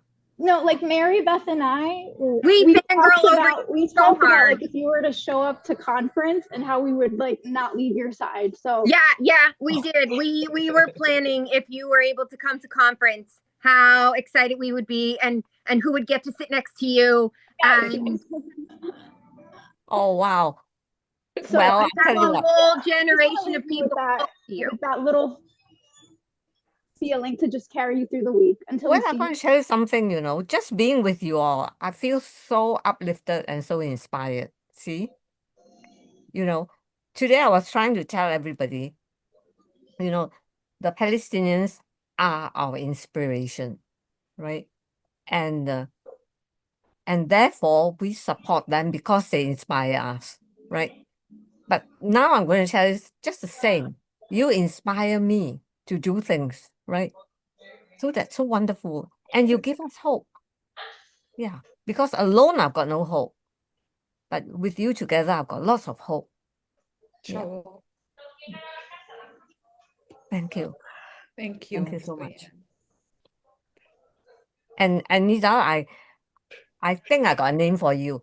You are a doctor who never say die. Yes, that's why it's on you to finish the webinar today. I'm not gonna say anything. I'm not gonna I'll keep going until you finish it. No, finish. No, You end know, the webinar. Dr. Swiyang, that's why his patients love him, because he would listen and listen and Never give up, never say including my die. mother, my 88-year-old Wow. mother. When she talks to Dr. Jbour, it's like he listens Wow, to Dr. her, Jbour. gives her all the time, gives her all the space. Fantastic. Yeah.